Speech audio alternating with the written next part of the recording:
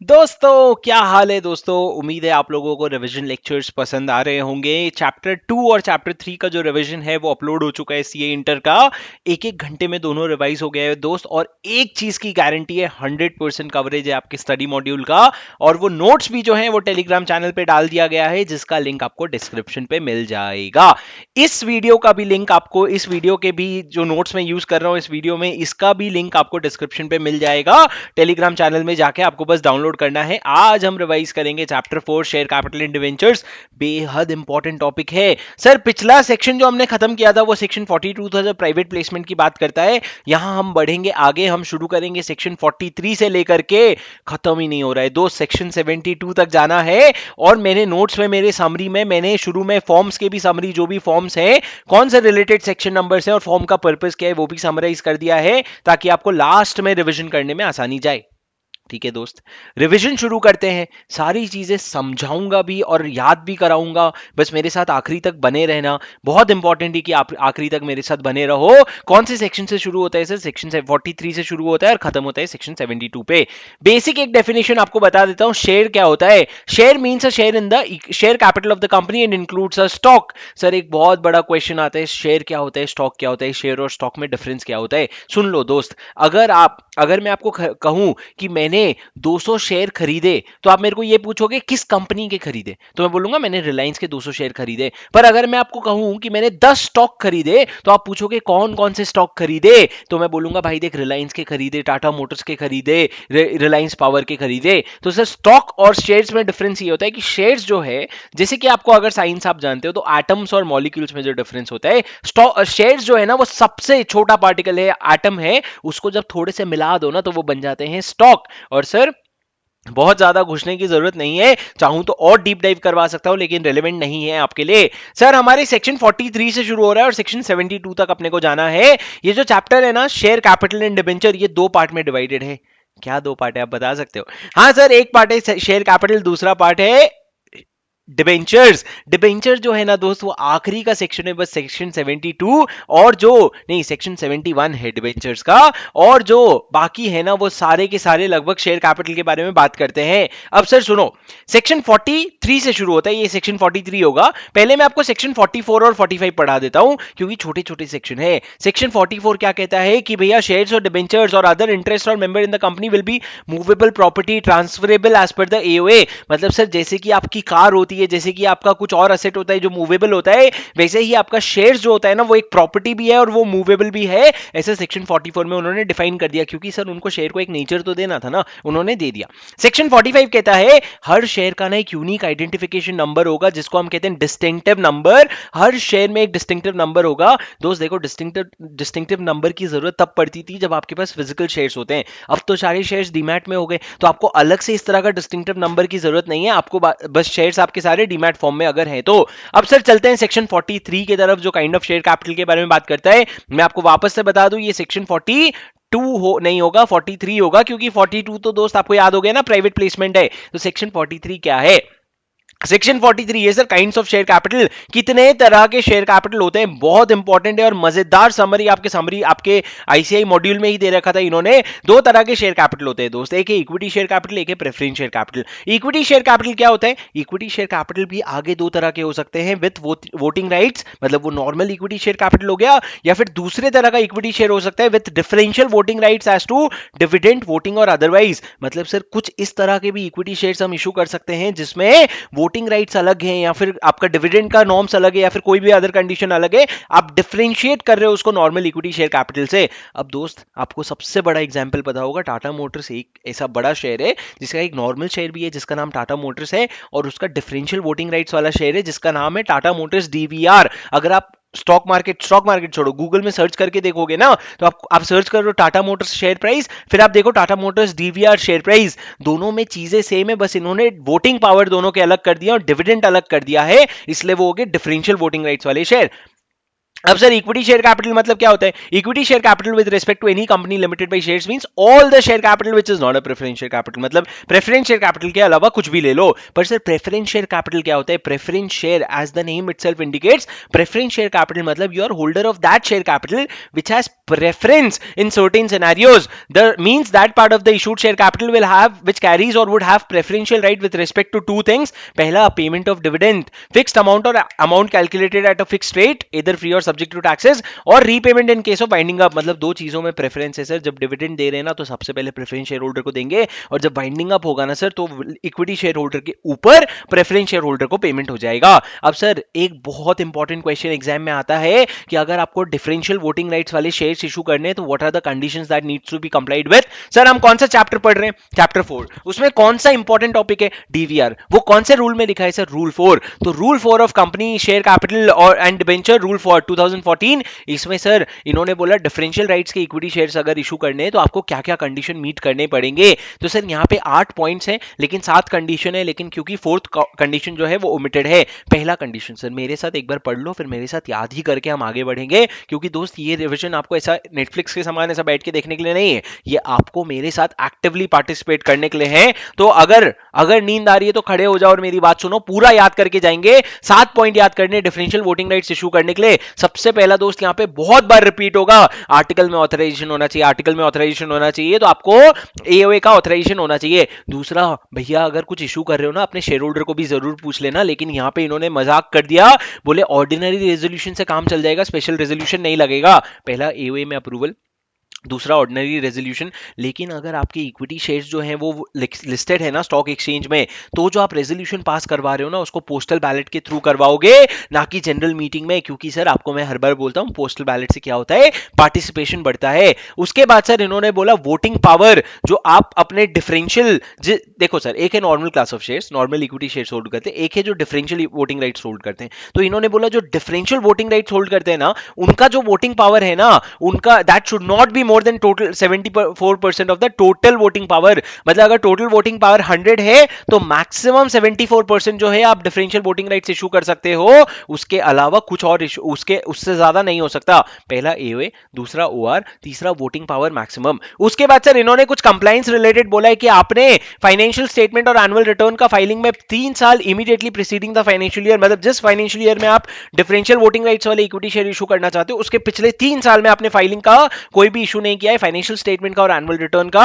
आपका कोई subsisting default नहीं होना चाहिए। सबसिस्टिंग डिफॉल्ट मतलब क्या सर? कंटिन्यूइंग डिफॉल्ट, मतलब डिफॉल्ट आज के दिन पे जारी है। किस चीज का? पेमेंट ऑफ डिक्लेयर्ड डिविडेंड, जो आपने डिविडेंड डिक्लेयर कर दिया उसके पेमेंट का, डिपॉजिट के रीपेमेंट या इंटरेस्ट का, प्रेफरेंस शेयर्स के रिडेम्पशन का, या फिर डिबेंचर या इंटरेस्ट के रिडेम्पशन का।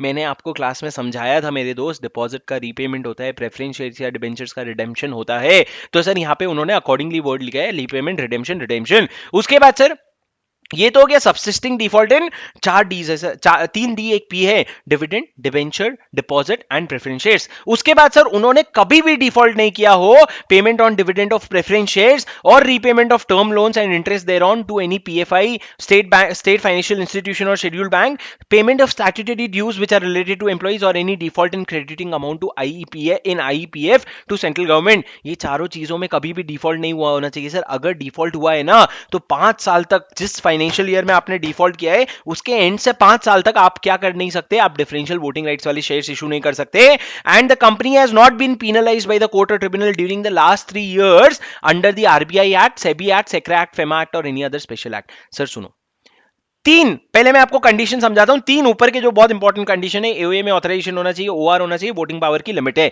ये 3 हो गया सर बेसिक कंडीशन। उसके बाद थोड़ा इन्होंने कंप्लायंस रिलेटेड बोला। पहला तो बोला कि भैया तुमने ना फाइनेंशियल स्टेटमेंट और एनुअल रिटर्न फाइल किया है बराबर पिछले 3 साल में। दूसरा, आपका कोई भी सबसिस्टिंग डिफॉल्ट नहीं होना चाहिए, मतलब आपने डिविडेंड डिक्लेयर किया और पे कर देना चाहिए था 30 डेज के अंदर, अगर आपने नहीं पे किया है तो उसको कहेंगे सबसिस्टिंग डिफॉल्ट। अगर सबसिस्टिंग डिफॉल्ट है ना उसको ठीक करो फिर ही तुम इशू कर सकते हो। थर्ड है कि कोई भी डिफॉल्ट नहीं होना चाहिए in repayment in dividend to preference share holder, और वो चार चीजें, वो चार चीजों में कभी भी डिफॉल्ट नहीं किया होना चाहिए। अगर डिफॉल्ट किया है ना तो 5 साल तक कुछ भी नहीं कर सकते तुम, 5 साल तक इशू नहीं कर सकते। And last sir, you should not be penalised by the court और द ट्राइब्यूनल। ट्राइब्यूनल क्या होता है सर, मैंने आपको क्लास में बताया था, फैमिली कोर्ट होता है। आप समझ लो कंपनीज एक्ट का फैमिली कोर्ट है। वहां पे आपको पिछले 3 साल में कभी भी ये एक्ट के अंडर, आरबीआई, सेबी, एससीआरए, फेमा और एनी अदर स्पेशल एक्ट के अंडर आप कभी भी पीनलाइज नहीं हुए हो। क्या हो गया सर, डिफरेंशियल वोटिंग राइट्स। कुछ और छोटे छोटे पॉइंट्स है डिफरेंशियल वोटिंग राइट्स से पहले के रिलेटेड, जैसे कि आपको ऑर्डिनरी रेजोल्यूशन पास करवाना है तो उसको नोटिस भेजना पड़ेगा। तो नोटिस के लिए जो आप एक्सप्लेनेटरी स्टेटमेंट होता है उसमें आप कुछ चीजें बताओगे, जैसा कि प्रिस्क्राइब डिटेल है, इन मॉड्यूल ने आपके डिटेल, आपकी जो प्रिस्क्राइब डिटेल्स है उनको कवर नहीं किया है। Company shall not convert existing equity share holder with voting rights into equity share capital carrying differential voting rights और वाइस वर्सा। मतलब ऐसा नहीं करना सर, टाटा मोटर जो बोल रहा है तुम्हारे शेयर आज से टाटा मोटर डीवीआर के शेयर हो गए, या फिर टाटा मोटर डीवीआर के शेयर आज से टाटा मोटर्स के शेयर हो गए, ऐसा आपस में चेंज मत करना। जो भी डिटेल होगा उसको आपको बोर्ड रिपोर्ट में डिस्क्लोज करना पड़ेगा। और सर देखो, जो होल्डर ऑफ इक्विटी शेयर्स है ना, दोनों में नॉर्मल भी और डिफरेंशियल वोटिंग राइट्स भी, तो except for the differential rights that they have, बाकी सब चीजों में दोनों सेम रहेंगे, दोनों मेंबर्स रहेंगे, दोनों का जो भी वोटिंग पावर होगा वो होगा। रजिस्टर ऑफ मेंबर एक अंडर सेक्शन 88 जो आप मेंटेन करते हो सर, उसमें रेलेवेंट इंफॉर्मेशन आपको दोनों तरह के शेयर होल्डर का मेंटेन करना पड़ेगा। बेसिक है सर। 7 कंडीशन जो है वो आपको याद रखना पड़ेगा। यहाँ मैंने वो 7 कंडीशन के लिए यहाँ पे एक शॉर्टकट बना रखा है, एवीपी एफडी। मैंने बोला था मेरे एक फर्म, मैं काम एक जगह काम करता था, वहां पे मैंने एक वीपी को देखा था जो अपने इतने सारे पैसे एफडी में डाल के रखा था, बताओ। तो सर उससे आता है एवीपी एफडी। सर देखो कितना भी बुरा है, मेरे को खुद को अगर मैं एज अ स्टूडेंट बोलूँ ना, अरे क्या घटिया बनाए हो सर, वैसी वाली फीलिंग आ रही है। लेकिन 2 बार और पढ़ोगे ना आपको याद हो जाएगा, और सर ऐसे ही याद होता है कि घटिया बनाए हो सर, उससे भी याद हो ही जाता है। ठीक है, चलो आगे बढ़े। सेक्शन 43 हो गया डिफरेंशियल वोटिंग राइट्स, उसमें इंपॉर्टेंट प्रोविजन था। 44 और 45 में नहीं पढ़ाऊंगा आपको। अरे पढ़ाया ना मालिक, अभी तो पढ़ाया आपको। 44 क्या था, मूवेबल प्रॉपर्टी। 45 क्या था, डिस्टिंक्टिव नंबर। 46 क्या है दोस्त, मैंने share certificate, certificate of shares. Sir certificate of shares जो है ना, देखो आज के जमाने में शेयर सर्टिफिकेट का इतना ट्रेंड नहीं है, आपको पता है। पब्लिक कंपनी और अनलिस्टेड पब्लिक कंपनी भी अगर है तो उनको क्या करवाना पड़ता है, डीमैट फॉर्म में करवाना पड़ता है। लेकिन जो प्राइवेट कंपनीज है या फिर जो भी कंपनी है जिनको शेयर्स फिजिकल फॉर्म में इशू कर सकते हैं ना, तो फिजिकल फॉर्म में जब शेयर्स इशू करते हो तो बहुत सारी चीजें देखनी पड़ती है। जैसे कि सर वो शेयर जिसके पास भी है ना, वो प्राइमा फेसी एविडेंस मान लिया जाएगा ओनरशिप का। मतलब अगर मेरे पास रिलायंस का फिजिकल शेयर्स है तो वो मान लिया जाएगा मैं उसका ओनर हूं, provided that certificate either has the common seal of the company और साइंड बाय 2 डायरेक्टर्स। और अगर 2 डायरेक्टर, अगर कंपनी सेक्रेटरी है तो एक डायरेक्टर और कंपनी सेक्रेटरी। तो sir certificate to be prima facie evidence of title of the shares, title मतलब owner. If the certificate is issued under either the common seal और 2 डायरेक्टर साइन करेंगे, या फिर अगर सीएस है तो एक डायरेक्टर और एक सीएस साइन करेंगे। और सर डुप्लीकेट सर्टिफिकेट में भी इशूड, सर देखो यूं तो शेयर सर्टिफिकेट का डुप्लीकेट इशू नहीं करते क्योंकि प्रॉब्लम बहुत होती है, लेकिन डुप्लीकेट इशू कर देंगे अगर आपका शेयर सर्टिफिकेट लॉस्ट हो गया है और आपने ये प्रूव कर दिया है कि वो लॉस्ट हो गया है, या फिर सर आपका शेयर सर्टिफिकेट जो है ना वो डिफेस्ड, म्यूटिलेटेड और टॉर्न और हो गया है। मतलब सर आप उसके ऊपर चाय का कप रख के पी रहे थे, अरे वो तुम्हारा शेयर सर्टिफिकेट, उसकी चाय रख के पीता है कोई, चाय गिर गई, सारा का सारा गल गया। अब क्या करोगे, अब आपको वो जो गला हुआ पेपर है ना वो आपको सरेंडर करना पड़ेगा कंपनी के पास। पर सर लॉस्ट हो गया तो कैसे सरेंडर करेंगे, अरे तो इसलिए यहाँ पे लॉस्ट में सरेंडर लिखा भी नहीं है ना इन्होंने बोला पहला अगर आपका शेयर सर्टिफिकेट लॉस्ट हो गया है या फिर अगर आपका शेयर सर्टिफिकेट म्यूटिलेटेड, डिफेस्ड या फिर फट गया है तो जो बचा हुआ पीस है ना उसको सरेंडर कर दो कंपनी को, उसके बाद आपको इशू किया जा सकता है। लेकिन इतनी आसानी से इशू नहीं करते सर। उसके अलावा कुछ और चीजें बेसिक इंपॉर्टेंट नहीं है। अगर एक कंपनी जो है डुप्लीकेट शेयर सर्टिफिकेट इशू करती है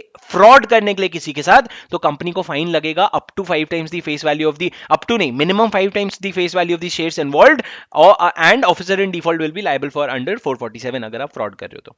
ठीक है, इन्वॉल्व टू 10 टाइम्स और 10 करोड़। क्या है sir, minimum 5 times of the face value, upper limit क्या है 10 times of the face value और 10 करोड़ विच एवर इज हायर, ये दोनों के रेंज में आपको पेनल्टी लगेगी। समझा दोस्त।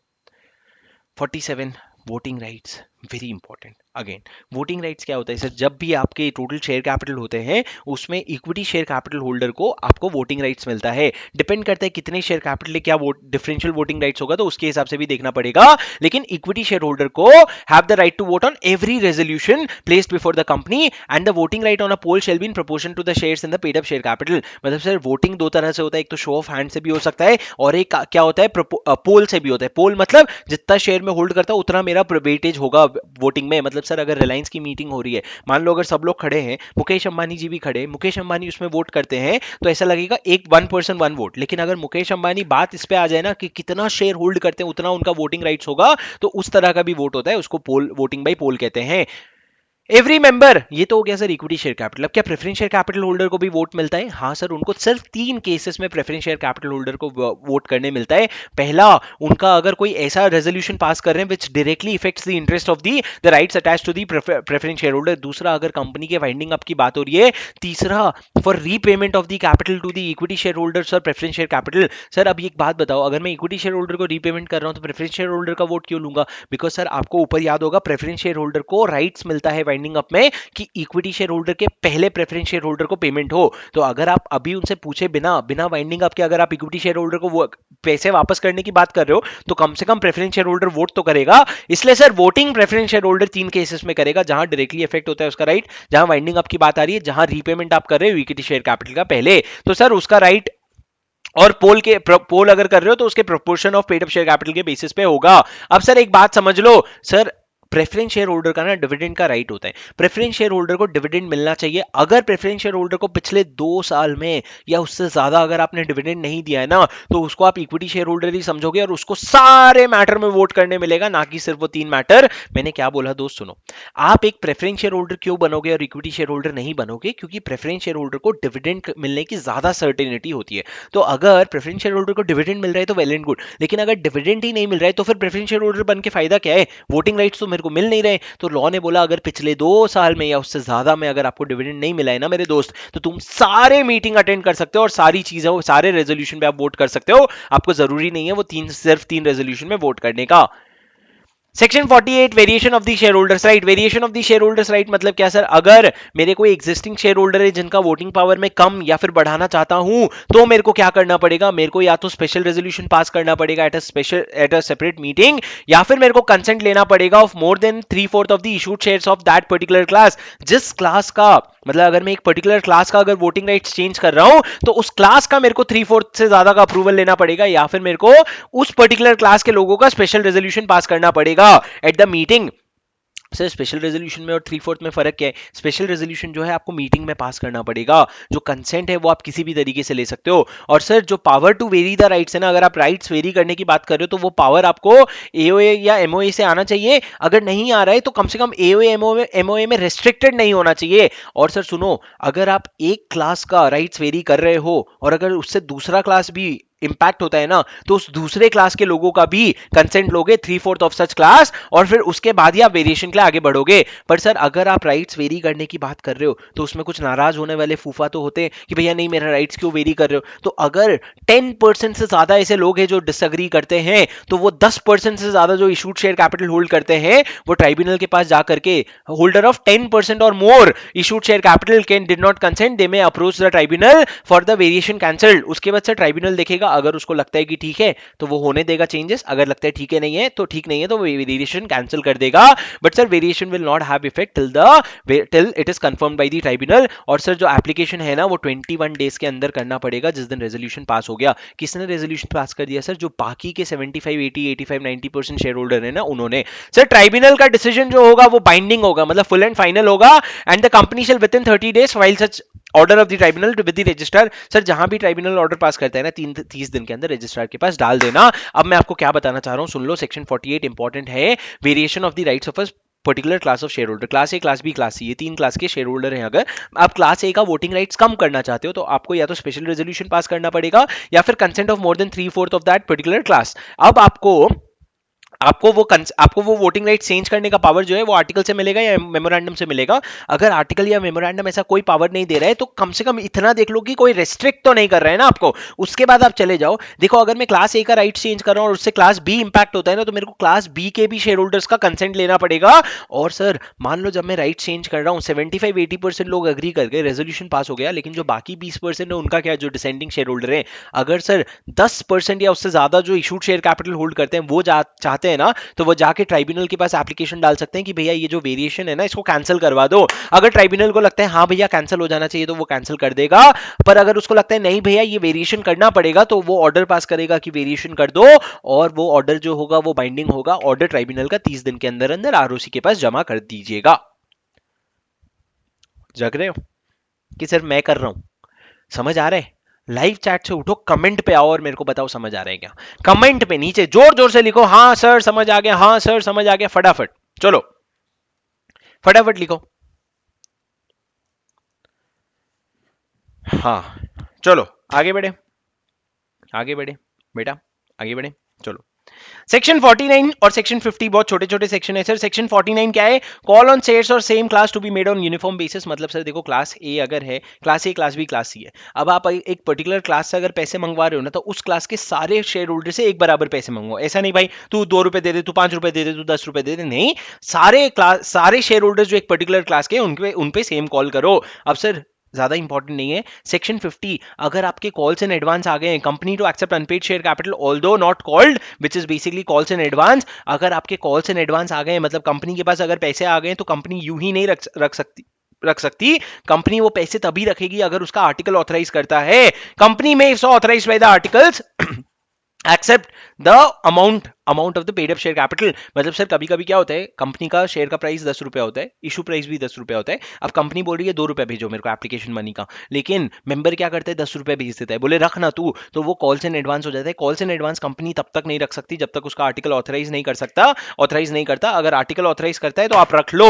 और सर अगर कोई मेंबर कॉल इन एडवांस पे कर रहा है ना तो उतने एडवांस पेमेंट के लिए उसको वोटिंग राइट्स नहीं मिलते, उसको वोटिंग राइट तभी मिलेंगे जब वो कॉल्स इन एडवांस जो है वो कॉल्ड अप कैपिटल में कन्वर्ट हो जाएगा। उम्मीद है आप लोगों का अकाउंट्स आता है और आप ये चीजें समझ रहे हो। Section 51 payment to be in proportion of the paid up amount paid up. दोस्त देखो लॉ कहता है कि अगर अगर अगर कंपनी अगर आर्टिकल ऑथराइज करता है ना तो उसका डिविडेंड जो पे होगा ना वो amount paid up on each share, paid up share capital पे डिविडेंड पे होगा, ना कि कुछ और। लेकिन अगर आर्टिकल साइलेंट है ना तो डिविडेंड जो है नॉमिनल वैल्यू पे होगा।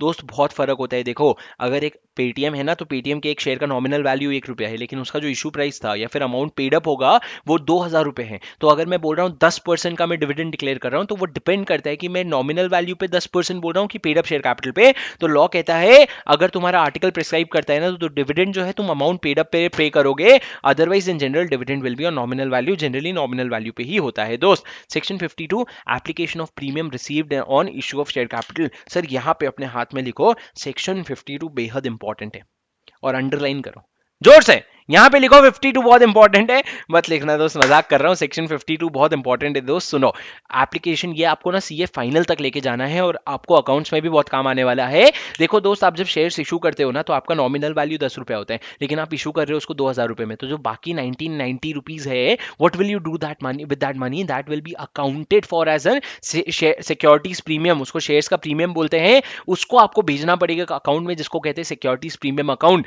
सर ये कोई सेपरेट बैंक अकाउंट नहीं है, ये सिर्फ बुक्स ऑफ अकाउंट्स में एक अकाउंट है where the companies issue shares at premium transfer such amount of premium to a security premium account. अब सर जो सिक्योरिटी प्रीमियम अकाउंट का अकाउंट बैलेंस है ना उसको जब आप रिड्यूस करोगे, अगर उसका यूटिलाइजेशन करते हो ना तो उसको रिडक्शन इन शेयर कैपिटल माना जाएगा। एक सेक्शन 60 आगे अपन पढ़ेंगे, सेक्शन 60 4-5 कुछ है वो अपन पढ़ेंगे, उसमें सर आगे रिडक्शन ऑफ शेयर कैपिटल माना जाता है। रिडक्शन इन शेयर कैपिटल मतलब आपको वो जो प्रोविजन है रिडक्शन इन शेयर कैपिटल के वो कंप्लाई करना पड़ेगा। सर बेहद इंपॉर्टेंट प्रोविजन है वो भी। तो सर लेकिन अगर हमने कुछ लिमिटेड यूज बताए हैं, अगर उनके लिए यूज करोगे तो कोई प्रॉब्लम नहीं है। What are the applications for the SPA account, क्या चीज के लिए आप यूज कर सकते हो एप्लीकेशन के मनी को? पहला बोनस शेयर्स इशू कर सकते हो उस एप्लीकेशन मनी से। दूसरा आप प्रिलिमिनरी एक्सपेंस जो आपके कंपनी के इनकॉर्पोरेशन में थे उसको राइट ऑफ कर सकते हो। तीसरा कोई भी एक्सपेंस या कमीशन या कोई भी आपने डिस्काउंट अलाउ किया डिबेंचर्स के या शेयर्स के इशू पे तो वो कमीशन को राइट ऑफ कर सकते हो।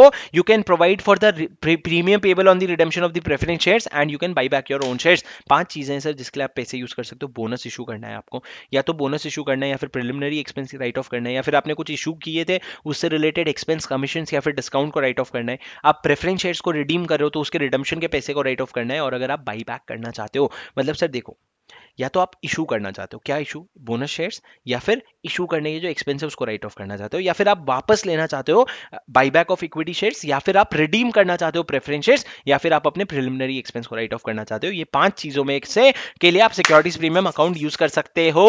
लेकिन उसके अलावा किसी भी चीज के लिए सिक्योरिटी प्रीमियम अगर यूज किया तो रिडक्शन इन शेयर कैपिटल मान लिया जाएगा।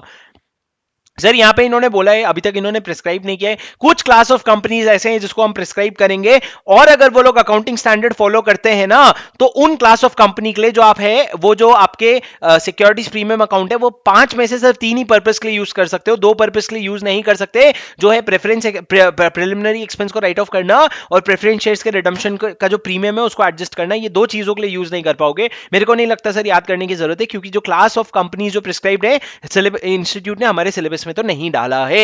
Section 54 prohibition to issue shares on discount. दोस्त क्या शेयर डिस्काउंट पे इशू हो सकता है? आप बोलोगे नहीं सर, मैं बोलूंगा हो सकता है, सेक्शन 54 है ना, लेकिन सर सेक्शन 53 ये कहता है जो शेयर्स है ना कतई डिस्काउंट में इशू नहीं करना except for section 54, except as under section 54 a company shall not issue shares at discount. अगर आपने कर भी दिया ना डिस्काउंट पे इशू तो वो जो डिस्काउंट है उसको वॉइड माना जाएगा।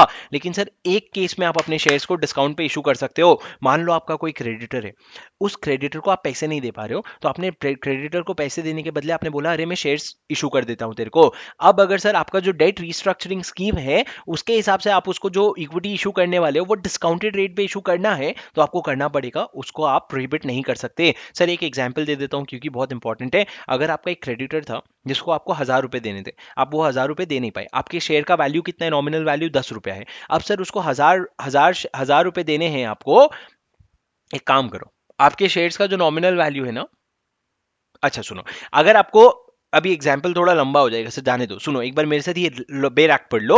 Not withstanding anything contained above a company में इशू शेयर्स एट डिस्काउंट। पहले तो हमने बोला नहीं कर सकते हो, एक एक्सेप्शन दिया 54, अब बोल रहे हैं इशू कर सकते हो to your creditor when its debt is converted into shares. आपका कन्वर्जन हो रहा है सर डेट का in pursuance of any statutory resolution plan, कोई तो भी रेजोल्यूशन प्लान बना है जो इंसॉल्वेंसी बैंक्रप्सी में बनता है, या फिर कोई डेट रिस्ट्रक्चरिंग स्कीम हुआ है एज पर आरबीआई गाइडलाइंस। तो सर अगर ये स्कीम के अंडर अगर आप कन्वर्ट कर रहे हो और उसमें आपको शेयर्स डिस्काउंट पे इशू करना पड़ रहा है तो आप कर सकते हो।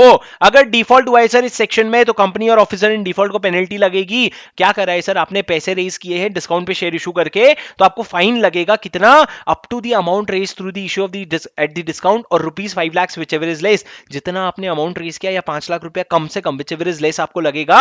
And the company shall also be liable to refund such money. वो पैसे तो आपको वापस करने पड़ेंगे क्योंकि इशू वॉइड हो गया, और इंटरेस्ट देना पड़ेगा 12% from the date of issue of such shares to the person to whom such shares have been issued. मतलब सर पेनल्टी तो लगेगी जो लगेगी, उसके अलावा पैसे भी वापस करने पड़ेंगे और इंटरेस्ट भी देना पड़ेगा साथ में 12% के हिसाब से। मतलब सर शेयर डिस्काउंट पे तो इशू मत ही करना। लेकिन सर अभी तक देखो मैंने आपको, अगर आपने पिछला रिवीजन देखा होगा तो अपन ने एक 15% पढ़ा है, एक 12% पढ़ा है, एक 12% पढ़ा है। 15% क्या, अगर आप पब्लिक ऑफर करते हो आपका अलॉटमेंट नहीं होता है तो आपको पैसे रिफंड करने पड़ेंगे, अगर आप रिफंड नहीं कर रहे हो तो आपको 15% इंटरेस्ट लगेगा। प्राइवेट प्लेसमेंट के केस में वही सेम केस में 12% इंटरेस्ट लगता है। और यहाँ पे आपका क्या है, आपने अगर डिस्काउंट पे भी इशू किया है तो भी आपको 12% इंटरेस्ट देना पड़ेगा। Section 54 issue of sweat equity shares to directors और एम्प्लॉइज। आपके जो डायरेक्टर्स हैं या एम्प्लॉइज हैं आप उनको स्वेट इक्विटी शेयर्स इशू कर सकते हो। स्वेट मतलब क्या सर, खून पसीने का, खून नहीं, ब्लड इक्विटी, ब्लड स्वेट नहीं है, सिर्फ स्वेट इक्विटी शेयर से पसीने का। मतलब सर अगर कोई आपके ऑफिस में कोई, आपके कंपनी में कोई ऐसा डायरेक्टर है या कोई ऐसा एम्प्लॉय है जो बहुत इंटेलिजेंट है और वो आपको किसी तरह का इंटेलिजेंस प्रोवाइड कर रहे हैं। मान लो सर मैं शूज मैन्युफैक्चरिंग इंडस्ट्री है मेरी, मैं शूज मैन्युफैक्चर करता हूँ और एक एम्प्लॉय आया और उसने बोला सर आपका जो शूज मैन्युफैक्चर हो रहा है ना उसमें आपको 2 दिन लगते हैं, मैं आपको आधे दिन में वो सेम शूज मैन्युफैक्चर करके बता दूंगा। मतलब वो मेरे को भारी भारी आइडिया दे रहा है जिससे मेरा बहुत बेनिफिट होने वाला है। तो बदले में या तो मैं उसको पैसे दे दूं, पर मैं अगर उसको पैसे नहीं देना चाहता ना तो मैं उसको स्वेट इक्विटी शेयर्स दूंगा कि भैया तू मेरे शेयर्स जो है या तो डिस्काउंट पे ले ले या फ्री में ले ले, ताकि तेरा कंपनी में इंटरेस्ट बढ़ता जाए। समझा? स्वेट इक्विटी शेयर मतलब सर पसीने का शेयर। अभी meaning of sweat equity share क्या होता है, such equity shares as are issued by a company to its directors और एम्प्लॉइज। सर डायरेक्टर्स या एम्प्लॉइज बाहर वालों को नहीं दे सकते एट अ डिस्काउंट और for a consideration other than cash for providing their know how और making available rights in the nature of intellectual property rights और value additions by whatever name called. मतलब सर आप या तो know how they रहे हो या फिर कोई राइट्स दे रहे हो या इंटेलेक्चुअल प्रॉपर्टी राइट्स दे रहे हो, तो सर उसके लिए आप कंसिडरेशन दे रहे हो, कंसिडरेशन के हिसाब से आप क्या कर रहे हो, स्वेट इक्विटी शेयर्स दे रहे हो। सर लॉ क्या कहता है, लॉ भी कहता है स्वेट इक्विटी शेयर्स यूं ही नहीं इशू कर सकते। अगर एक company sweat equity shares issue करना चाहती है ना, तो उसको सर सबसे पहले तो स्पेशल रेजोल्यूशन पास करना पड़ेगा and allotment to be made within 12 months of the special resolution. मतलब आप स्पेशल रेजोल्यूशन करके, आप स्वेट इक्विटी शेयर्स इशू करके उसका अलॉटमेंट आप 12 महीने के अंदर अंदर खत्म कर देना। अब सर जो रेजोल्यूशन आप पास कर रहे हो ना, उसमें आपको कुछ चीजें बतानी पड़ेगी कि मैं कितना शेयर्स दे रहा हूं, उसका मार्केट प्राइस क्या है, उसका कंसिडरेशन क्या ले रहा हूं, और मैं किसको इशू कर रहा हूं, कौन से डायरेक्टर को या कौन से एम्प्लॉय को इशू कर रहा हूं। और सी ओमिटेड है सर, फोर्थ कंडीशन है, if equity shares are listed such issue is as per SEBI regulations if not listed as per this act. Sir ये प्रोविजन आपको बहुत रिपीटेटिवली मिलेगा। अगर आप जो इक्विटी शेयर्स इशू करना चाहते हो वो लिस्टेड है, तो आपको सेबी का रेगुलेशन का कंप्लायंस करना पड़ेगा। लेकिन आप जो इशू करना चाहते हो वो लिस्टेड नहीं है, तो आपको इस एक्ट का कंप्लायंस करना पड़ेगा, जो आपको पटक देता है कि भैया सेबी का कंप्लायंस कर। लेकिन अगर आपको स्वेट इक्विटी शेयर इशू करना है तो 3 कंडीशन है, मैं कह लेता हूं 4 है। पहला तो स्पेशल रेजोल्यूशन पास करो, दूसरा अलॉटमेंट जो है स्पेशल रेजोल्यूशन के 12 महीने के अंदर होना चाहिए, ये जो आपको ब्रैकेट में दिख रहा है पॉइंट, यही वाला मैंने सेकंड पॉइंट बना दिया। थर्ड, रेजोल्यूशन में आपको कुछ चीजें बतानी पड़ेगी, 4 चीजें, जैसे कि क्या शेयर्स है, उसका करंट मार्केट प्राइस है, कितना कंसिडरेशन है, और किसको इशू किया है मैंने, और सर अगर आपकी शेयर सिक्योरिटीज लिस्टेड है तो आपको क्या कंप्लायंस करना पड़ेगा, और sir rights limitations and provisions of equity shares applicable to sweat equity shares and rank pari passu. Sir बस स्वेट इक्विटी शेयर नाम अलग है वो कायदे में इक्विटी शेयर्स, क्योंकि शेयर्स दो ही तरह के हो सकते हैं, इक्विटी शेयर और प्रेफरेंस शेयर्स। इक्विटी शेयर भी दो ही तरह के हो सकते हैं, वोटिंग राइट्स और डिफरेंशियल वोटिंग राइट्स। तो हम नॉर्मल इक्विटी शेयर से इशू कर रहे हैं और वो पारी पासु रैंक करेगा। पारी पासु मतलब सर बराबर का, इक्वली रैंक करेगा। Sir issue of sweat equity share से रिलेटेड कुछ इंपॉर्टेंट चीजें हैं जो हमको पता होनी चाहिए, जैसे कि कुछ कंडीशंस हैं। सबसे पहला तो दोस्त आपने बोला डायरेक्टर और एम्प्लॉय को दे सकते हैं, क्या मैं अपने मेरे एम्प्लॉय में कौन कौन आता है, तो सर एम्प्लॉय में इन्होंने बोला एम्प्लॉय मतलब एक permanent employee of the company who has been working in India और outside India. Permanent employee, sir इन्होंने वर्ड यूज किया परमानेंट, मतलब थोड़ा सिग्निफिकेंट एम्प्लॉय है। अगर आपने कोई इंटर्न हायर किया 6 महीने के बेसिस पे तो वो आपका कवर नहीं होगा। और दूसरा है director of a company whether a whole time और नॉट, मतलब सर कोई भी तरह का डायरेक्टर हो, independent director, non independent, executive, non executive, सब चलेंगे सर आपको director of the company whether on whole time और नॉट। और डायरेक्टर और एम्प्लॉय जो ऊपर है अबव ऑफ द सब्सिडरी और of the holding company of the company, मतलब सर अगर रिलायंस जियो जो है ना, रिलायंस जियो अगर वो स्वेट इक्विटी इशू करना चाहता है ना, तो रिलायंस अपने डायरेक्टर्स और एम्प्लॉइज को तो कर ही सकता है, उसके साथ साथ अपनी होल्डिंग कंपनी के डायरेक्टर्स को और एम्प्लॉइज को, या फिर सब्सिडरी कंपनी के डायरेक्टर्स और एम्प्लॉइज को, इंडिया में हो या इंडिया के बाहर हो, सबको कर सकता है क्या issue sir, sweat equity shares. मतलब इंपॉर्टेंट चीज ये है कि आपकी कंपनी के अलावा आपके होल्डिंग कंपनी और सब्सिडरी कंपनी के लोग भी कवर हो जाते हैं। वैल्यू एडिशन मतलब क्या होता है सर, वैल्यू एडिशन मतलब आप किसी तरह का वैल्यू ऐड कर रहे हो, मतलब सर जो ऑलरेडी चल नहीं रहा, चल हो रहा है उससे कुछ अच्छा ही ला करके दे रहे हो जिससे इकोनॉमिक बेनिफिट्स हो रहे हैं। याद करने की डेफिनेशन बिल्कुल भी जरूरत नहीं है, कुछ एडिशनल पॉइंट्स आपको मेरे साथ याद करने पड़ेंगे सर। स्वेट इक्विटी शेयर जो है अलॉटमेंट उसका 12 महीने के अंदर हो जाना चाहिए, ये अपन ने पढ़ लिया। दूसरा सर इन्होंने बोला कि company will not issue equity shares more than equal to 15% of the existing paid up share capital और issue value of 5 crore whichever is higher. मतलब आपका जो स्वेट इक्विटी शेयर आप इशू कर रहे हो ना, वो एक लिमिट से ज्यादा नहीं हो सकता, और वो लिमिट क्या है, 15% of the existing paid up equity share capital और 5 crore rupees whichever is higher. 15 crore या 15% या 5 crore whichever is higher, उससे ज्यादा की आपकी स्वेट इक्विटी शेयर की इशू नहीं हो सकती। Issuance shall not be more than 25% of the paid up equity share capital at any time. मतलब सर ये लिमिट तो हमने दिया, पर 5 करोड़ कभी कभी क्या होगा 15% से ज्यादा हो सकता है, लेकिन कोई भी हालत में 25% of the paid up equity share capital से ज्यादा नहीं हो सकता। और अगर एक स्टार्टअप की बात कर रहे हैं ना, तो स्टार्टअप में 50% इन्होंने पेड अप कैपिटल का लिखा है फॉर द फर्स्ट 10 इयर्स, क्योंकि सर स्टार्टअप में आपको बहुत सारे लोगों को स्वेट इक्विटी शेयर्स देना पड़ता है ताकि लोग आपको अपने आइडिया दें। मतलब सर इन्होंने स्वेट इक्विटी शेयर पे लिमिट डाला। क्या लिमिट है दोस्त, इन्होंने बोला इस लिमिट के ऊपर आप स्वेट इक्विटी शेयर नहीं इशू कर सकते। ये लिमिट क्या है, या तो ये 15% of the paid up equity share capital है, या फिर 5 करोड़, दोनों में से जो भी हायर है। लेकिन सर अगर 5 करोड़ हायर है ना, तो एक चीज ध्यान रखने ना, किसी भी हालत में ये लिमिट जो है 25% of paid up equity share capital से ज्यादा नहीं हो सकता। लेकिन अगर स्टार्टअप है ना दोस्त, तो स्टार्टअप में हम आपको 50% ऑफ पेड अप कैपिटल बोल रहे हैं, पेड अप इक्विटी नहीं, पेड अप प्रेफरेंस नहीं, पेड अप कैपिटल के 50% तक आप इशू कर सकते हो पहले 10 साल में, क्योंकि आपको करना पड़ता है। लॉक इन पीरियड होता है सर 3 साल का, ऐसा नहीं शेयर इशू किया और मार्केट में बेच दिया, आपको 3 साल का लॉक इन पीरियड देना पड़ेगा। और सर वैल्यूएशन जो होगा वो रजिस्टर्ड वैल्यूअर करेगा, और जो वैल्यूएशन होगा ना, वो रजिस्टर्ड वैल्यूअर अपने वो बोर्ड अपने रिपोर्ट में भी वो वैल्यूएशन के बारे में इंक्लूड करेगा। और सर आपको बोर्ड रिपोर्ट में डिस्क्लोज करना पड़ेगा और कंपनी को SH3 में मेंटेन करना पड़ेगा रजिस्टर, जो आपके आरओ रजिस्टर्ड ऑफिस पे रखा होगा। SH3 में आपको रजिस्टर मेंटेन करना पड़ेगा कितने लोगों को आपने स्वेट इक्विटी शेयर दिया है। तो आप देख सकते हो सर हम कौन सा सेक्शन पढ़ रहे हैं, हम पढ़ रहे हैं सेक्शन 54 और यहाँ पे SH3 लिखा है, issue of sweat equity shares. तो आप यहाँ पे अगर आप चाहो तो यहाँ पे आप लिख सकते हो रजिस्टर्ड मेंटेन्ड, यहाँ पे आप लिख सकते हो maintain registered under of sweat equity shares in form SH3। Sir आपको समझा? सर वापस से स्वेट इक्विटी शेयर्स बता दूं, आप एम्प्लॉइज को या फिर डायरेक्टर्स को ही दे सकते हो, उसके अलावा किसी को नहीं दोगे। एम्प्लॉइज को, या एम्प्लॉइज कौन होते हैं सर? परमानेंट एम्प्लॉय या फिर डायरेक्टर, भले होल टाइम हो या नहीं हो। और ये सर कंपनी के भी, होल्डिंग के भी, सब्सिडरी कंपनी के भी। एसोसिएट कवर्ड है क्या? नहीं कवर्ड है दोस्त। अब ये लोगों को आप क्या इशू कर सकते हो स्वेट इक्विटी शेयर्स? 4 कंडीशन है। पहला, स्पेशल रेजोल्यूशन पास करो, 12 महीने के अंदर अप्रूव करो। उसके बाद तीसरा कंडीशन क्या है आपका कि रेजोल्यूशन में क्या क्या स्पेसिफाई होना चाहिए और कौन सा रेगुलेशन का कंप्लाइंस करना पड़ेगा। अपर लिमिट इन्होंने दिया है सर, इससे ज्यादा का equity share capital sweat equity share issue नहीं कर सकते। लॉक इन पीरियड है 3 साल का, वैल्यूएशन करवा के बोर्ड रिपोर्ट में इंक्लूड करना पड़ेगा और फॉर्म SS3 में रजिस्टर मेंटेन करो। सर याद हो रही है चीज है? पानी पी लूं फिर आगे बढ़े।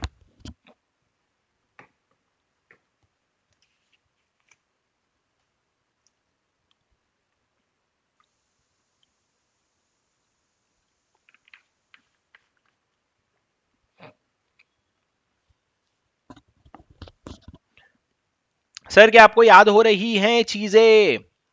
हाँ जी सर बिल्कुल याद हो रही है। ये देखो सेक्शन 55 पढ़ते हैं, issue and redemption of the preference shares. अभी तक हम शेयर कैपिटल में इक्विटी शेयर्स की बात कर रहे थे, स्वेट इक्विटी शेयर की बात कर लिए, बोनस इशू, राइट इशू सब आगे पढ़ेंगे। लेकिन अभी फिलहाल क्या पढ़ना है? Issue and redemption of preference shares. अगर आप प्रेफरेंस शेयर्स इशू कर रहे हो तो क्या कंडीशन है, उसका रिडम्पशन का क्या कंडीशन है। कंपनी प्रेफरेंस शेयर्स ऐसा इशू ही नहीं कर सकती जो इररिडीमेबल है। मतलब सर आपको रिडेम्पशन करना ही पड़ेगा टाइम पीरियड के बाद। तो सर मैंने बोला अच्छा इररिडीमेबल इशू नहीं कर सकते ना, ठीक है, 99 ईयर्स के बाद रिडेम्पशन वाला प्रेफरेंस शेयर्स, ऐसा थोड़ी होता है बॉस। इन्होंने बोला एओए के ऑथराइजेशन के सब्जेक्ट आप रिडीमेबल प्रेफरेंस शेयर्स इशू कर सकते हो जिसका पीरियड 20 साल से ज्यादा नहीं होगा।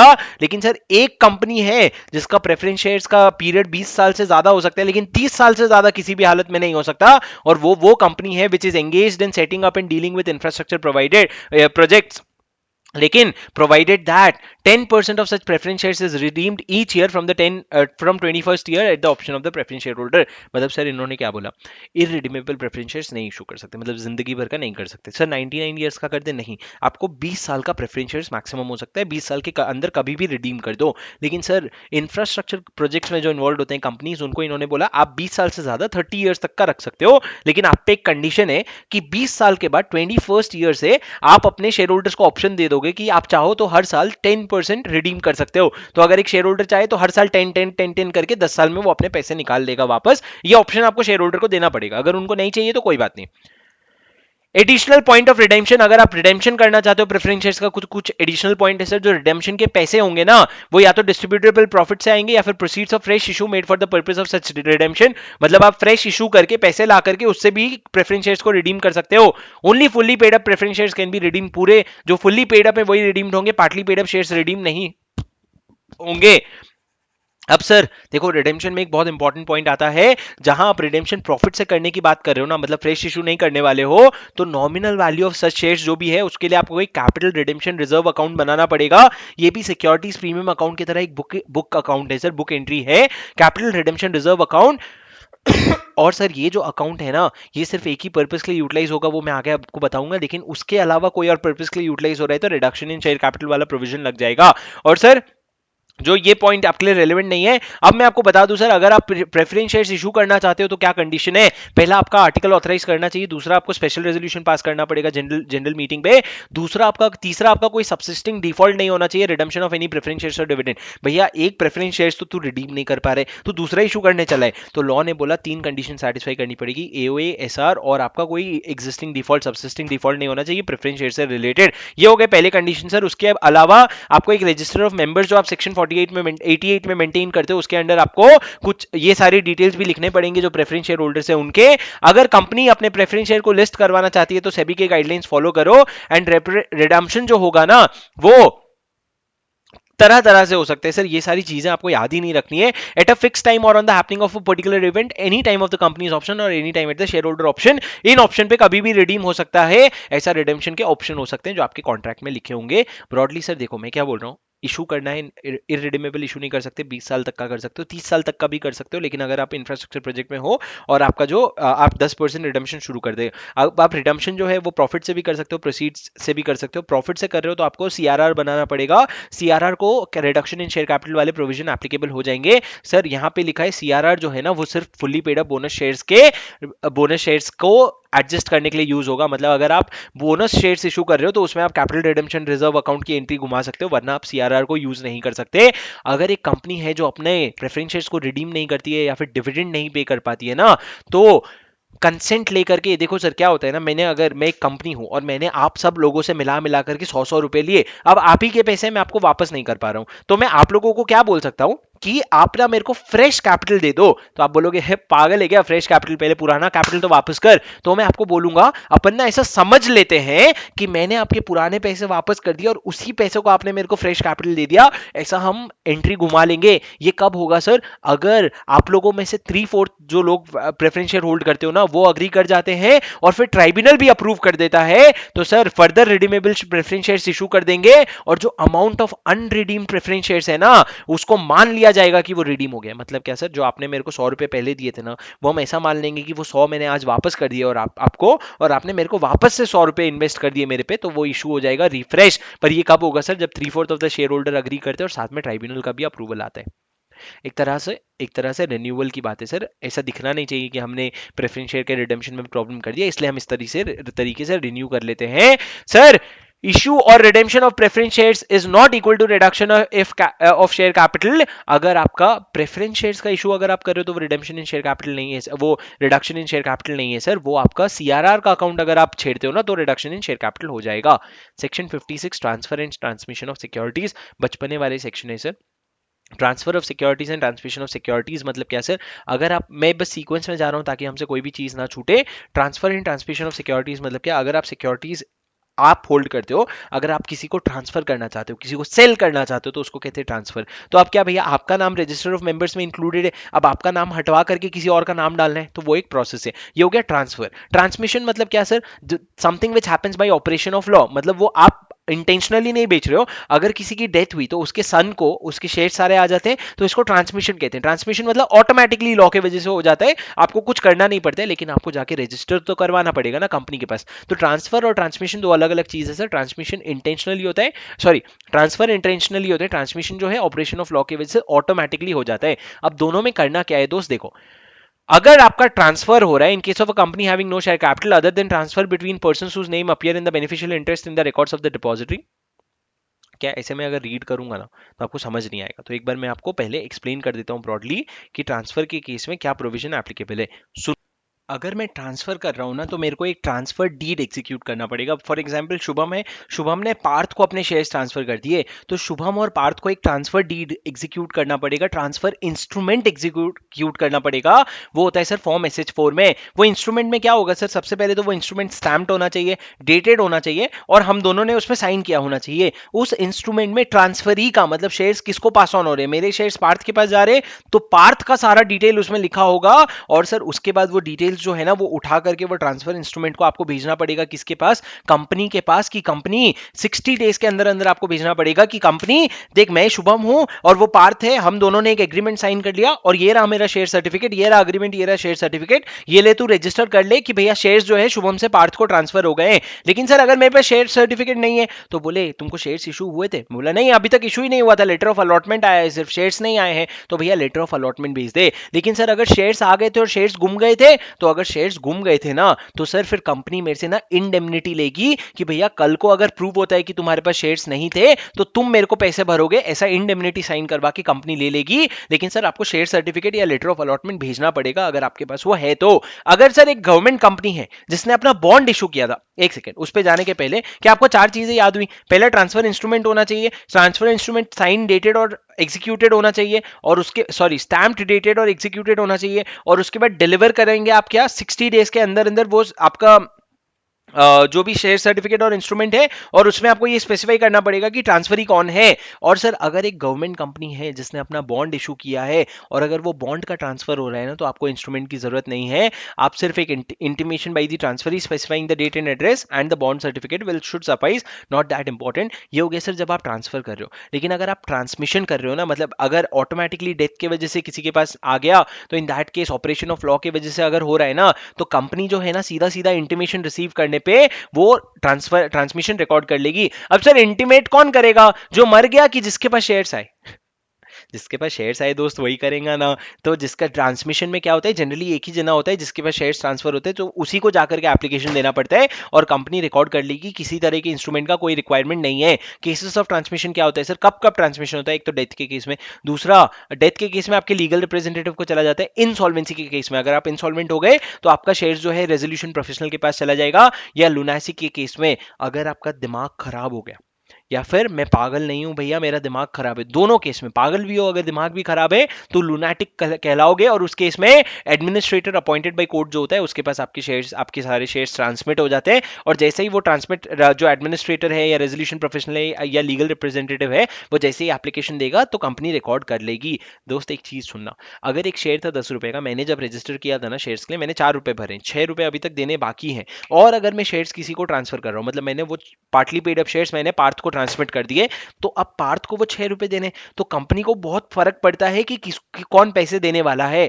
तो लॉ कहता है अगर शुभम तूने partly paid up shares Parth को ट्रांसफर किए और शुभम जाकर के कंपनी के पास वो सेल रजिस्टर करवाना चाहता है ना, तो कंपनी क्या करेगी, पार्थ के पास जाएगी और पूछेगी पार्थ तूने क्या ये शेयर खरीदे हैं, क्या तू वो बाकी के 6 रुपए देगा? अगर पार्थ हाँ बोलेगा या फिर अगर वो कोई ऑब्जेक्शन नहीं रेज करेगा तभी जाके कंपनी रजिस्टर करेगी। तो लॉ कहता है company will have to, if application is made by the transferor, अगर मैं एप्लीकेशन दे रहा हूं और वो पार्टली पेड शेयर्स है ना, तो कंपनी नोटिस देगा in form SH5 of the application to the transferee, मतलब पार्थ को एप्लीकेशन जाएगा एंड पार्थ को एनओसी देना पड़ेगा with in 2 weeks from the receipt of notice. अगर सर 2 वीक में वो रिस्पॉन्ड नहीं किया तो रजिस्टर कर लेंगे, लेकिन कंपनी का ड्यूटी है पार्थ को इन्फॉर्म करना। अब सर जब आप शेयर सर्टिफिकेट की बात करते हो ना, तो एक और इंपॉर्टेंट बात कर लेनी होती है अलॉटमेंट की। वैसे तो अलॉटमेंट की पिछले पिछले चैप्टर में बात हो जानी चाहिए थी, लेकिन जो शेयर सर्टिफिकेट होता है वो अलॉट कब होता है। जैसे कि मैंने आपको एक केस बताया कि share certificate letter of allotment आ गया लेकिन शेयर सर्टिफिकेट नहीं आया है, तो लॉ कहता है to deliver certificates of all securities allotted transfer और transmitted there are time limits. अगर आपने फर्स्ट टाइम शेयर सब्सक्राइब किए तो 2 महीने from the date of incorporation. अगर आपको अलॉटमेंट हुआ है तो 2 months from the date of allotment. अगर आपने ट्रांसफर किया है या फिर ट्रांसमिशन का केस है तो 1 महीने के अंदर अंदर from the receipt of intimation. अगर डिबेंचर्स के अलॉटमेंट की बात है तो 6 मंथ्स। और अगर सर शेयर्स डिपॉजिटरी में इशू हो रहे हैं तो आपको इमीडिएटली डिलीवर करना पड़ेगा। तो सर क्या क्या चीजें मैंने बोली, 2 महीना, 1 महीना, 6 महीना और उसके बाद इमीडिएटली। 2 महीना कब, अगर आपका इनकॉर्पोरेशन पे आपका सब्सक्राइबर हो अगर आप, या फिर आप फर्स्ट टाइम अलॉटमेंट हो रहा है। अगर ट्रांसफर हो रहा है तो 1 महीने के अंदर अंदर रिकॉर्ड करो। डिबेंचर का अलॉटमेंट हो रहा है तो 6 महीने, और अगर आपका डिपॉजिटरी में आ रहा है शेयर्स तो इमीडिएटली कर देना। अब सर सुनो, अगर आपने किसी भी तरह का डिफॉल्ट किया in compliance of the above, then in that case there will be a fine to the company and officer in default of flat 50,000 rupees. Sir green है मतलब अमेंडेड है, प्लीज आप अपने एक बार नोट चेक कर लेना ये वाली पेनल्टी क्या है। जब पेनल्टी अमेंड हो जाती है तो बहुत इंपॉर्टेंट हो जाती है। उसके बाद मैंने कहा दोस्त डिपॉजिटरी, अगर अगर अगर अगर आप शेयर्स डिपॉजिट, अगर आप किसी भी तरीके से डिपॉजिटरी के साथ डील कर रहे हो और अगर आपका इंटेंशन है फ्रॉड करने का ना, तो आपको 447 के अंदर लाइबिलिटी लगेगी। दोस्त यहाँ पे मैंने ट्रांसफर और ट्रांसमिशन का डिफरेंस डाल दिया, पढ़ लेना, बेसिक है, मैंने समझा दिया। एक चीज बता दूं दोस्त, फोर्ज ट्रांसफर जो होता है ना उसका कोई वो nullity, it is a nullity and is not legally binding. मतलब अगर मेरे शेयर्स किसी ने गलती से झूठ मूठ का अगर पार्थ को ट्रांसफर कर दिया, मेरे शेयर से मैंने नहीं ट्रांसफर किया, किसी ने मेरा सिग्नेचर मार के ट्रांसफर कर दिया ना, तो मैं रिस्पॉन्सिबल नहीं हूं बॉस। मैं कल जाके अपने शेयर्स कंपनी से क्लेम कर सकता हूं। A company can be force to delete the name of the transfer in the case, मैं बोल सकता हूं पार्थ का नाम हटाओ, मेरा शेयर्स है। अगर सर क्या क्या होगा अगर मैंने शेयर्स पार्थ को दिए, मैंने शेयर्स पार्थ को बेचे नहीं, किसी ने मेरा सिग्नेचर लगा के पार्थ को बेच दिया और पार्थ ने सामने किसी और को लीगली बेच दिया, in that case sir ultimately we don't know who will be responsible. The person who has forged will be responsible, but company will have to eat up the losses if any. Punishment for personation of share holder, मतलब अगर आप share holder हो नहीं लेकिन आप ऐसा दिखा रहे हो कि आप शेयर होल्डर हो और आप शेयर होल्डर बन के शेयर्स लेने आ जाते हो या फिर आप शेयर्स ट्रांसफर कर देते हो, तो आपको पनिशेबल होगे sir with an imprisonment 1 to 3 years and fine which is minimum 1 lakh rupees up to 5 lakh rupees. मतलब सर जेल भी होगी, फाइन भी लगेगा। Section 58 refusal for registration and appeal for against refusal. देखो सर बहुत सिंपल है, या तो आप पब्लिक कंपनी हो या प्राइवेट कंपनी हो। पब्लिक कंपनी के शेयर्स जो है ना वो फ्रीली ट्रांसफरेबल होते हैं, मतलब कोई भी किसी को भी बेच सकता है। अगर पब्लिक कंपनी मना कर दी थी ना तो आप जाके अपील फाइल कर सकते हो ट्राइब्यूनल के पास। सिमिलरली प्राइवेट कंपनी में शेयर्स इतने फ्रीली ट्रांसफरेबल नहीं होते, there is restriction on transfer of shares. तो अगर उस केस में भी अगर प्राइवेट कंपनी मना कर देती है लेजिट है ना, तो आप ट्राइब्यूनल को जाके अपील फाइल कर सकते हो। लेकिन दोनों में टाइम लिमिट अपील का अलग अलग है सर, क्योंकि अगर प्राइवेट कंपनी में आपको थोड़ा कम टाइम दिया गया है अपील फाइल करने के लिए, क्योंकि प्राइवेट कंपनी में जनरली शेयर ट्रांसफर अलाउड नहीं होता है। लेकिन अगर पब्लिक कंपनी ने मना कर दिया ना तो आपको ज्यादा टाइम दिया गया है अपील फाइल करने के लिए, क्योंकि पब्लिक कंपनी कैसे नहीं शेयर ट्रांसफर रिकॉर्ड करेगी भैया। तो refusal by private company, where a private company refuses to register the transfer or transmission, itself send a notice of refusal to the transfer or transferee। मतलब अगर मैंने application दिया है प्राइवेट कंपनी में तो वो मेरे को एक लेटर ऑफ रिफ्यूजल भेजेगी, नोटिस ऑफ रिफ्यूजल भेजेगी 30 डेज के अंदर अंदर। या तो 30 डेज के अंदर शेयर्स भेज दो, या 30 डेज के अंदर अंदर वो मेरे को नोटिस भेजेगी और उस नोटिस में रीजन बताएगी कि क्यों मेरा उन्होंने शेयर्स का ट्रांसफर रिफ्यूज किया है। और सिमिलरली सर एक प्राइवेट कंपनी जो है ना उसमें फ्रीली ट्रांसफरेबल होता है, और अगर आपने मना कर दिया ना तो जनरल रूल ये है सर, आप 30 डेज के अंदर अपील फाइल कर सकते हो। और अगर पब्लिक कंपनी है ना भैया, within 60 days of delivery of instrument to the company where no notice of refusal is received. सुनो सुनो, अगर एक प्राइवेट कंपनी के केस में, ये जो केस है ना ये प्राइवेट कंपनी का केस है, प्राइवेट कंपनी के केस में अगर आपका नोटिस ऑफ रिफ्यूजल आया है तो उसके 30 दिन के अंदर अंदर अपील फाइल कर लो। लेकिन अगर नोटिस ऑफ रिफ्यूजल ही नहीं आया, मतलब वो हमको रीजन भी नहीं बता रहे, तो जिस दिन आपने इंटीमेशन भेजा उसके 60 डेज के अंदर अंदर अपील फाइल कर लो। लेकिन अगर एक पब्लिक कंपनी है जिसने आपको कोई सफिशिएंट कॉज नहीं दिया है तो आप अपील फाइल कर सकते हो जिस दिन आपको नोटिस ऑफ रिफ्यूजल आया उसके 60 डेज के अंदर। और अगर नोटिस ऑफ रिफ्यूजल नहीं आया तो 90 डेज, मतलब थोड़ा ज्यादा समय दिया, आप जाकर के अपील फाइल कर सकते हो। अब जब आप अपील फाइल करोगे ना, ट्राइब्यूनल कुछ भी ऑर्डर दे सकता है, या तो आपके फेवर में आपके अगेंस्ट में। पहला या तो ऑर्डर दे सकता है अरे क्यों नहीं रजिस्टर करो, रजिस्टर करो। तो अगर रजिस्टर का ऑर्डर देता है ना तो कंपनी को कंप्लाई करना पड़ेगा with in 10 days of the receipt of order. जैसे ही कंपनी को वो ऑर्डर आया उसके 10 दिन के अंदर अंदर रजिस्टर कर लो। या फिर सर वो डायरेक्ट कर सकता है rectification in the registrar and also direct the company to pay damages to the aggrieved party. मतलब सर रेक्टिफिकेशन ऑफ रजिस्ट्रार भी बोल सकता है, डैमेज पे करने भी बोल सकता है, और ट्रांसफर करने भी बोल सकता है। तो ट्रांसफर, रेक्टिफिकेशन, डैमेजेस, ये तीनों चीजें कौन बोल सकते हैं? इसे ट्राइब्यूनल। ये वापस एक बार और नीचे आएगा, याद करना। अगर person contravenes order of the tribunal, वापस से सेम पेनल्टी जो ऊपर पर्सोनिफिकेशन में था सर 56 में 57 में कि भैया imprisonment 1 year to 2 years and fine 1 lakh to 5 lakh. यहाँ पे भी ऊपर था 57 में, देखो imprisonment 1 year to 3 years and fine 1 lakh to 5 lakh. समझा? ये क्या था सर? ये आपका refusal to register and appeal for refusal है। बहुत बेसिक सेक्शन है, बहुत ज्यादा इंपॉर्टेंट नहीं है, लेकिन एक आध बारी आ जाता है। Section 59 rectification of register of members, sir ये छोड़ दो। सेक्शन 59 जो है ना वो छोड़ दो, कोई खास नहीं है, वो सेम है, similar to what we just studied कि भैया ट्राइब्यूनल के पास जा सकते हो। तो अगर आपका नाम एंटर नहीं हुआ है या ओमिट हो गया है तो ट्राइब्यूनल के पास जा सकते हो। ट्राइब्यूनल या तो रजिस्टर करने बोलेगा या रेक्टिफाई या डैमेज पे करने बोलेगा, और वही सारी चीजें हैं सर। थोड़े इंपॉर्टेंट चीजें पढ़ते हैं।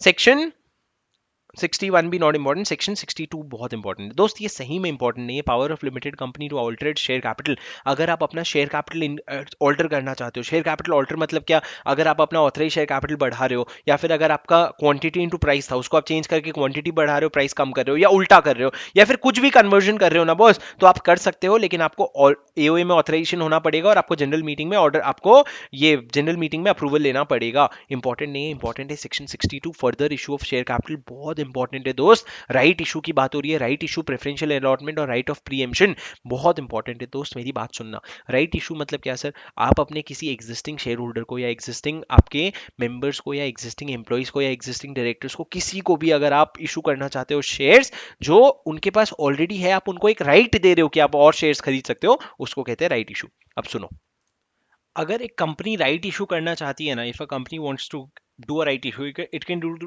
either to the existing shareholders or the employees of the company or to any other person, किसी को भी राइट इशू कर सकती है। लेकिन अगर राइट इशू करना चाहते हो ना सर तो कुछ बेसिक कंडीशंस है, जैसे कि आपको नोटिस भेजना पड़ेगा, नोटिस पीरियड देना पड़ेगा कि इतने दिन के अंदर रिवर्ट करो, और उसके बाद आप क्या कर सकते हो? Right issue. सर सुनो, अगर आप ऑफर जो है, ऑफर 3 लोगों को कर सकते हो। अगर आप एग्जिस्टिंग शेयर होल्डर को, इक्विटी शेयर होल्डर को ऑफर करना चाह रहे हो ना, तो that offer will be made in the proportion of the paid up share capital. मतलब अगर आप 2 शेयर होल्ड करते हो तो उसके बदले में एक शेयर अभी ले लो। तो इस तरह का प्रपोर्शन होगा, ऐसा नहीं कि जिसको चाहिए भैया वो ले लो, प्रपोर्शन में होगा वो शेयर होल्डर और शेयर्स, और आपको एक लेटर ऑफ ऑफर भेजना पड़ेगा subject to the following. The offer to be made by notice specifying the number of shares that are being offered and the time limit for acceptance of the offer. जो time limit होगा sir वो minimum 15 days का होगा और maximum 30 days का हो सकता है। 15 से 30 डेज के बीच में आपको एक्सेप्ट करना पड़ेगा। इन्होंने एक पॉइंट ये बोला है सर कि अगर आप एक प्राइवेट कंपनी हो जिसमें 90% से ज्यादा मेंबर्स जो हैं वो एग्री कर जाते हैं कि जो टाइम लिमिट हो वो 15 दिन से कम हो, तो टाइम लिमिट 15 दिन से कम होगा। मतलब क्या सर, अगर एक प्राइवेट कंपनी में 10 मेंबर्स हैं, वो 10 मेंबर को ही राइट इशू हो रहा है, अब वो 10 मेंबर मान गए कि भैया 15 दिन चाहिए ही नहीं, हम तो अभी के अभी सब्सक्राइब कर लेंगे, आप 7 दिन का टाइम दो बस। तो सर अगर 90% से ज्यादा मेंबर्स मान गए तो आप 7 दिन का टाइम दे सकते हो, वरना generally the time limit is 15 days up to a maximum of 30 days. अगर 30 दिन के अंदर अंदर जो भी टाइम लिमिट है उसके अंदर अंदर अगर आपने एक्सेप्ट नहीं किया ऑफर, तो ये डीम कर लेंगे कि आपने अपना ऑफर डिक्लाइन कर दिया है।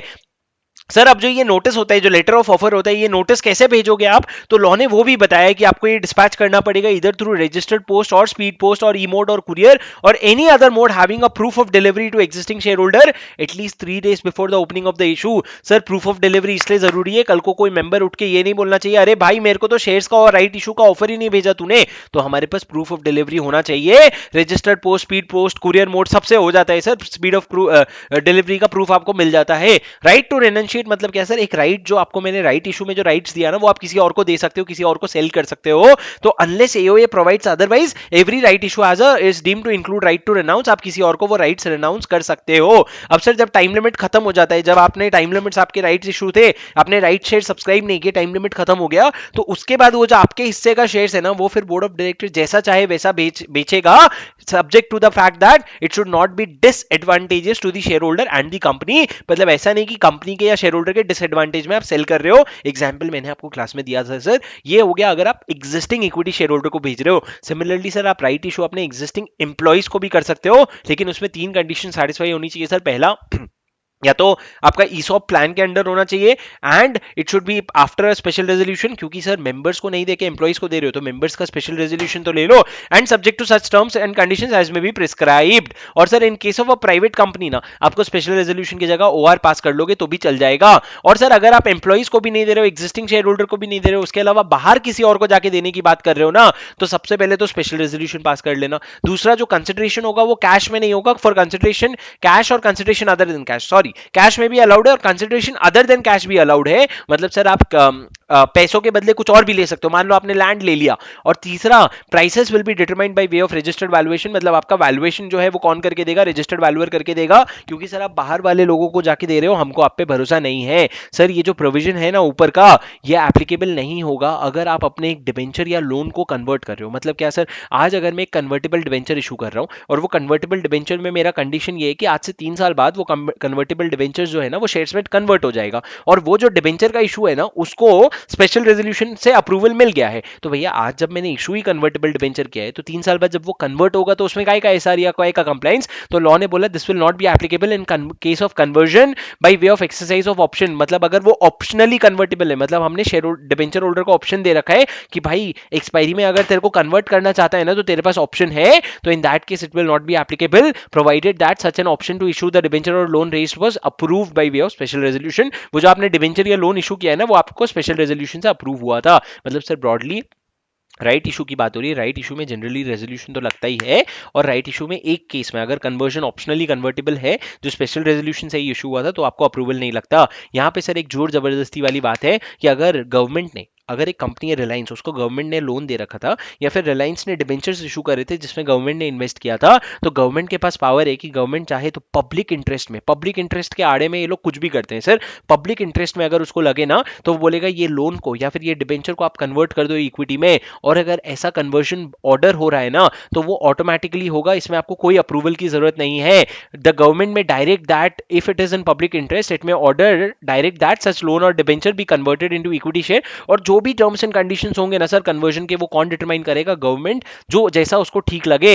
And even if the terms of debenture और loan did not include such option to convert, मतलब सर लोन और डिबेंचर जब इशू कर रहे थे ना, हमने कोई ऑप्शन ही नहीं दिया था कन्वर्ट करने का, लेकिन फिर भी गवर्नमेंट जबरदस्ती ऑर्डर करके पास कर सकता है। लेकिन सर मान लो अगर गवर्नमेंट ने ऐसा ऑर्डर पास किया पर रिलायंस को वो एक्सेप्टेबल ही नहीं था, तो लॉ ने कहा कि 60 दिन के अंदर अंदर तुम अपील फाइल कर सकते हो ट्राइब्यूनल के पास, और ट्राइब्यूनल देख लेगा भाई उसको क्या करना है। अब एक और चीज इन्होंने बोली सर, अगर अगर कंपनी जब गवर्नमेंट जब ऑर्डर पास कर रहा है ना ऐसा कि क्या टर्म्स एंड कंडीशंस होने चाहिए, तो वो सबसे पहले देखेगा कंपनी की फाइनेंशियल पोजीशन क्या है, कौन से टर्म्स में उनको वो डिबेंचर या लोन इशू हुआ था, रेट ऑफ इंटरेस्ट कितना मिल रहा था अभी तक, और सच अदर चीजें। ये 4 चीजें देख करके गवर्नमेंट बताएगा कि भैया कितने रेट पे कन्वर्ट होना चाहिए। कौन सी 4 चीजें सर? कंपनी की अर्थव्यवस्था, financial position, terms of the issue of such debenture loans, rate of interest and other conditions, effect of government passing such order, no appeal. Sir अगर गवर्नमेंट ने ऐसा ऑर्डर पास कर दिया और उसके अगेंस्ट आपने अपील नहीं फाइल किया ना, तो उसका इफेक्ट क्या होगा? इफेक्ट ये होगा कि भैया सबसे पहली तो तुम्हारी ऑथराइज शेयर कैपिटल जितनी जरूरत है उतनी बढ़ जाएगी। मतलब क्या सर? अगर आपकी ऑथराइज शेयर कैपिटल 100 करोड़ की है और आपकी इशूड शेयर कैपिटल भी 100 करोड़ की है, तो मतलब आपके पास मार्जिन नहीं है। लेकिन अगर आप अभी बोलोगे डिबेंचर को कन्वर्ट करने का, तो पहले ऑथराइज शेयर कैपिटल को इंक्रीज करवाना पड़ेगा। लॉ कहता है ऑटोमेटिकली इंक्रीज हो जाएगा, एमओए ऑल्टर हो जाएगा, और authorise share capital stands altered by कितना amount sir? Value of shares to be converted to such value of such debenture और loan that is to be converted into shares. Sir क्या आपको समझ आ रहा है? मैं बोल रहा हूँ कि जब गवर्नमेंट ऐसा ऑर्डर पास करेगा ना, ऑटोमेटिकली 2 चीज़ हो जाएगी, आपका ऑथराइज शेयर कैपिटल बढ़ जाएगा, और ऑथराइज शेयर कैपिटल बढ़ने से एमओए ऑल्टर होता है, वो भी स्टैंड ऑल्टर हो जाएगा, मतलब आपको कोई और कंप्लाइंस नहीं करना पड़ेगा। ऐसा पावर इन्होंने गवर्नमेंट को दिया है। ये था सर राइट इशू का। जब आप राइट इशू की बात करते हो ना, उसके साथ एक और बात आती है, वो है एम्प्लॉय स्टॉक ऑप्शन प्लान का। एम्प्लॉय स्टॉक ऑप्शन प्लान क्या होता है सर? आप अपने एम्प्लॉयज़ को ना कंपनी में रिटेन करने के लिए, ताकि वो कंपनी में ज़्यादा समय बने रहें, आप उनको ऑप्शन देते हो कि भैया एक फ्यूचर डेट पे, आज से 3 साल बाद, at a pre determined price, मान ले आज से अभी रिलायंस का शेयर प्राइस 2500 रुपये चल रहा है फॉर एग्जाम्पल, तो मैं रिलायंस क्या कह रहा है अपने एम्प्लॉय को कि भैया आज से 3 साल बाद मैं तेरे को रिलायंस के शेयर 1500 रुपये में खरीदने का ऑप्शन दूंगा, अगर तू 3 साल इस कंपनी में कंटिन्यू करता है। उससे क्या होता है? एम्प्लॉय रिटेन होता है। तो सर यहाँ पे एम्प्लॉय मतलब क्या? यहाँ पे एम्प्लॉय मतलब वही लोग जो ऊपर एम्प्लॉय के डेफिनेशन में कवर्ड थे, मतलब permanent employee, director of the company, holding और सब्सिडरी कंपनी। लेकिन इसमें 2 तरह के लोग इंक्लूड नहीं होते हैं। पहला, an employee who is a promoter और the person belonging to the promoter group. आपका किसी भी तरीके से प्रमोटर ग्रुप से कोई नाता नहीं होना चाहिए, या फिर सर आप वो डायरेक्टर नहीं होने चाहिए जो अपने या अपने रिलेटिव के थ्रू 10% से ज्यादा इक्विटी शेयर कैपिटल होल्ड करता है। तो क्योंकि सर हम नहीं चाहते आप लोग एम्प्लॉय स्टॉक ऑप्शन प्लान के आड़े पे आकर के आप सस्ते में शेयर्स उठाओ। आप प्रमोटर ग्रुप से रिलेटेड नहीं होने चाहिए, और आप ऐसे डायरेक्टर नहीं होने चाहिए जो 10% से ज्यादा शेयर होल्ड करता है। अब सर अगर ईसॉप इशू करना है ना एक कंपनी को, तो क्या कंडीशन लगेंगे? अगर एक कंपनी ईसॉप इशू करना चाहती है, लिस्टेड कंपनी है, तो उसको सेबी का कंप्लाइंस तो करना पड़ेगा। उसके अलावा अगर अनलिस्टेड कंपनी है तो उसको इस एक्ट का कंप्लाइंस करना पड़ेगा। मतलब क्या सर? उसको स्पेशल रेजोल्यूशन पास करना पड़ेगा ईसॉप के लिए। अब जो स्पेशल रेजोल्यूशन के लिए आप नोटिस भेजोगे, नोटिस में जो एक्सप्लेनेटरी स्टेटमेंट होगा उसमें आपको कुछ चीजें अटैच करनी पड़ेगी। वो अटैचमेंट जो चीजें वो उन्होंने हमारे कोर्स में इंक्लूड नहीं किया है। Company granting with ESOP has the freedom to determine the exercise price as per policies. जो भी आप कंपनी हो, आप एक्सरसाइज प्राइस खुद डिटरमाइन कर सकते हो, लेकिन एक कम से कम मिनिमम 1 ईयर का गैप होगा वेस्टिंग पीरियड और ग्रांटिंग में और वेस्टिंग में। मतलब जो मैंने अपने एग्जांपल में बोला था ना, 3 साल के बाद तुमको ऑप्शन मिलेगा, वो ऑप्शन मिनिमम 1 साल का तो होना चाहिए। ऐसा नहीं कि आपको 3 महीने बाद ही मिल जाएगा। नहीं भैया, फिर एम्प्लॉय स्टॉक ऑप्शन प्लान को आप मिसयूज कर रहे हो।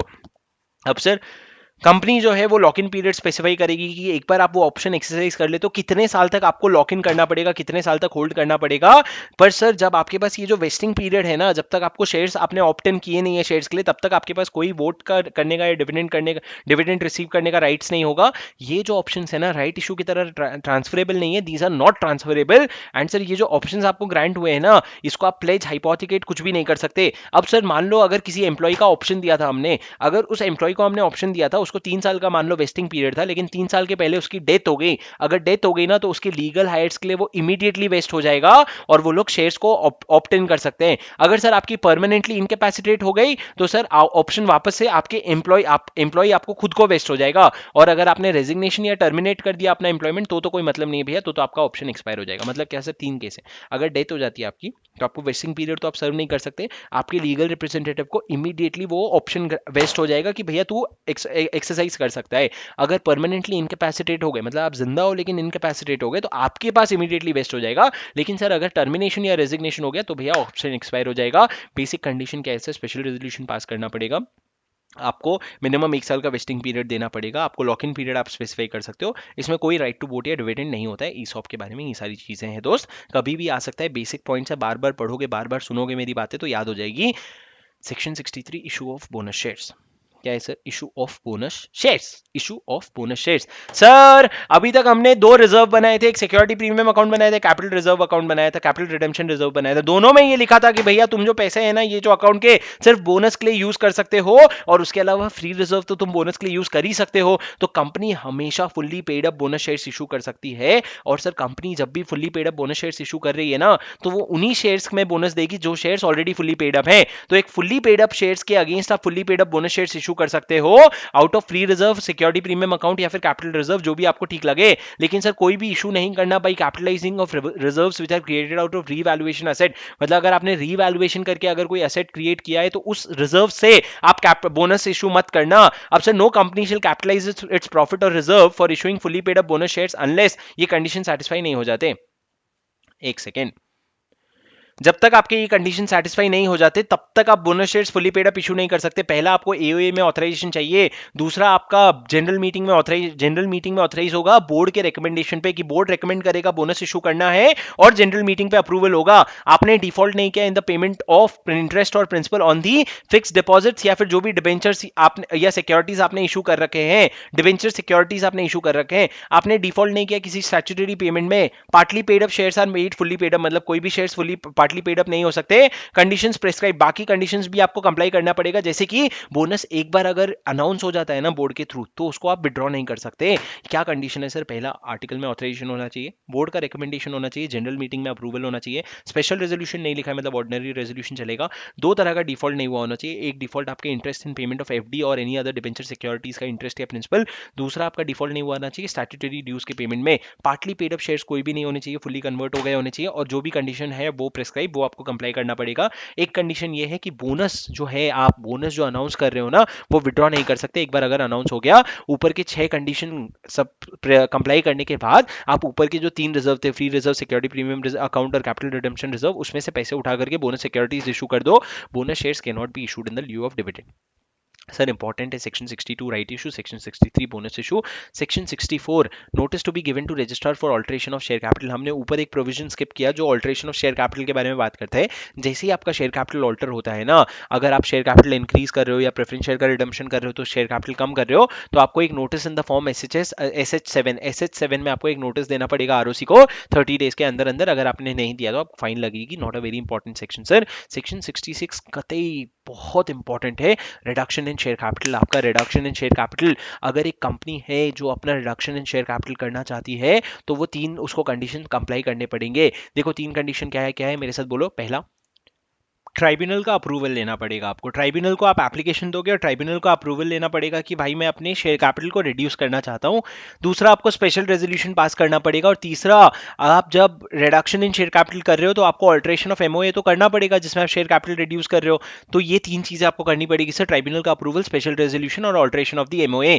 दोस्त अभी रिडक्शन इन शेयर कैपिटल मतलब होता क्या है? बहुत बड़ा क्वेश्चन है। रिडक्शन इन शेयर कैपिटल मतलब कभी कभी क्या होता है सर, हमारी कंपनी में इतने लॉसेस हो जाते हैं कि हम असेट साइड में हमारे इतने पैसे ही नहीं होते हैं कि हम लाइबिलिटी साइड में या इक्विटी साइड में शेयर कैपिटल दिखाएं, तो हमको शेयर कैपिटल कम करना पड़ सकता है। तो कभी कभी हम क्या करते हैं, 10 रुपए जो पेड अप शेयर कैपिटल है ना उसको हम कम करके 5 रुपए पेड अप शेयर कैपिटल कर देते हैं। मतलब आपका 5 रुपए का फ्लैट नुकसान हो गया है। उस तरह का अगर आप रिडक्शन इन शेयर कैपिटल कर रहे हो ना, 3 मैनर में रिडक्शन इन शेयर कैपिटल हो सकता है दोस्त। पहले तो आप एक्सटिंग्विश और reduce the liability of the shares not paid up. अभी तक जो शेयर्स पेड अप नहीं है उसको कम कर देते हो, आप अपनी लाइबिलिटी कम कर लेते हो। Cancel any paid up share capital which is lost और unrepresented bye available asset. Sir इधर पेड अप शेयर कैपिटल दिख रहा है, उधर एसेट ही नहीं दिख रहा है, तो उसको आप एक्सटिंग्विश कैंसिल कर सकते हो। या फिर पे of any paid up share capital which is in excess of what the company wants. मतलब सर अगर हमारे पास 10 रुपए का पेड अप शेयर कैपिटल था, हमने 5 रुपए कॉल कर लिया था, लेकिन 5 रुपए के बाद हमको रियलाइज हुआ इतने पैसे हमको चाहिए ही नहीं, तो हम वो रिटर्न पे ऑफ कर सकते हैं।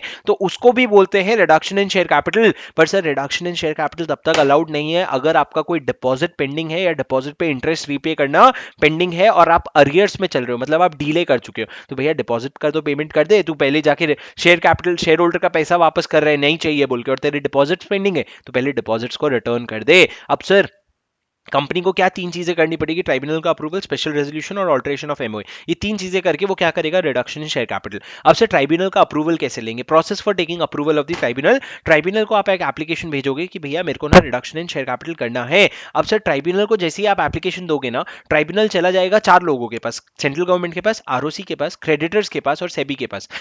अगर लिस्टेड कंपनी है तो सेबी के पास जाएगा और कंपनी के सारे क्रेडिटर्स के पास चला जाएगा कि भैया ये लोग रिडक्शन इन शेयर कैपिटल के बारे में बात कर रहे हैं, क्या तुमको चलेगा, और उनको बोलेगा कि तुम लोगों की जो भी रिप्रेजेंटेशन है, रिप्रेजेंटेशन मतलब कमेंट्स, उसको 3 महीने के अंदर अंदर दे देना from the receipt of the notice. अगर 3 महीने के अंदर तुम्हारा कोई रिप्रेजेंटेशन नहीं आया ना, तो हम मान लेंगे कि तुमको कोई दिक्कत नहीं है, तुमको कोई ऑब्जेक्शन नहीं है। और सर एक चीज ख्याल स्पेशली रखेगा, ट्राइब्यूनल जब अपना अप्रूवल दे रहा है ना, वो एक चीज का गारंटी जरूर रहेगा कि वो क्रेडिटर्स जो है कंपनी के, उन लोगों को या तो आपने पेमेंट कर दिया है या फिर आप लोगों ने उनका कंसेंट ले लिया है रिडक्शन इन शेयर कैपिटल के लिए, तो उसके बाद ही ट्राइब्यूनल ऑर्डर करेगा जब उसको क्रेडिटर का सेटिस्फैक्शन हो जाएगा। एक और चीज ट्राइब्यूनल को लगता है सर, ट्राइब्यूनल को यह जानना होता है कि जो रिडक्शन इन शेयर कैपिटल है उसकी आप अकाउंटिंग एंट्री जो पास करोगे, क्या वो अकाउंटिंग स्टैंडर्ड के हिसाब से, वो कौन बताएगा सर ट्राइब्यूनल को, कंपनी का जो ऑडिटर है ना, वो एक सर्टिफिकेट बना के देगा कि हाँ हम इसका जो अकाउंटिंग करेंगे वो अकाउंटिंग स्टैंडर्ड के हिसाब से, तभी जाके ट्राइब्यूनल अप्रूवल देगा कि भैया चलो तुम रिडक्शन इन शेयर कैपिटल कर लो।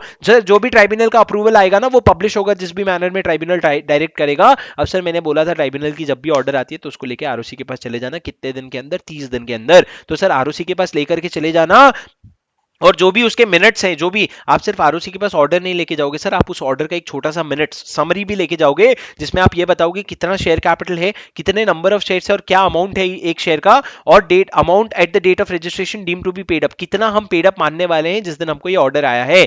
सर बाईबैक, अगर बाईबैक का प्रोविजन है ना, तो वहां पे सेक्शन 67 जो शेयर कैपिटल रिडक्शन, सेक्शन 66 जो रिडक्शन शेयर कैपिटल वाला है, वो प्रोविजन बिल्कुल भी नहीं लगेगा। अब सर एक और चीज बता दूं, अगर आपका पेड अप शेयर कैपिटल 10 रुपए था, उसको हम रिड्यूस करके 5 रुपए कर रहे हैं, और अगर आपने पेड अप भी 5 रुपए ही किया है, अगर आपका नॉमिनल वैल्यू कितना था 10, उसको आप कम करके कितना कर रहे हो 5, और आपने पे भी 5 रुपए किया है ना, तो उसके ऊपर आपको कोई भी पैसे देने की लाइबिलिटी नहीं है, वो 7th पॉइंट में लिखा हुआ है। 8th और 9th पॉइंट जो है सर, वो कोई भी बिल्कुल भी रेलिवेंट नहीं है, क्रेडिटर से रिलेटेड, छोड़ दो उसको। अब आ जाओ सर सेक्शन 67 में, ये मेरा जो लाइनिंग है ये ट्रांसफर क्यों हो रहा है, चलो कोई बात नहीं सर। सेक्शन 67 क्या है sir, section 67 restriction on purchase of the company or giving of loans for the purchase of it's.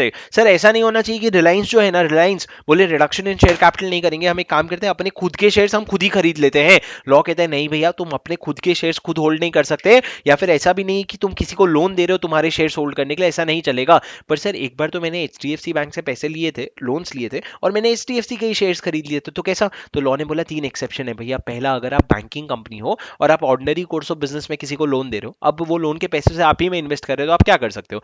दूसरा, आप अगर जो प्रोविजन है, आप जो पैसे दे रहे हो ना, वो एज अ ट्रस्टी किसी को होल्ड करने दे रहे हो वो पैसे, तो अलग केस है। थर्ड, अगर आप अपने किसी एम्प्लॉय को दे रहे हो और एम्प्लॉय को एडवांस आपकी कंपनी में देते हैं, और वो एडवांस से कंपनी में अगर वो इन्वेस्ट कर रहा है तो भी चलेगा सर। ये 3 एक्सेप्शन इन्होंने दिया है, बहुत डिटेल में नहीं पढ़ाऊंगा, बहुत डिटेल में आपको सेक्शन 68 बताता हूं जो बाईबैक की बात करता है। ये पता नहीं क्यों हाईलाइटर ऐसा कर रहे हैं।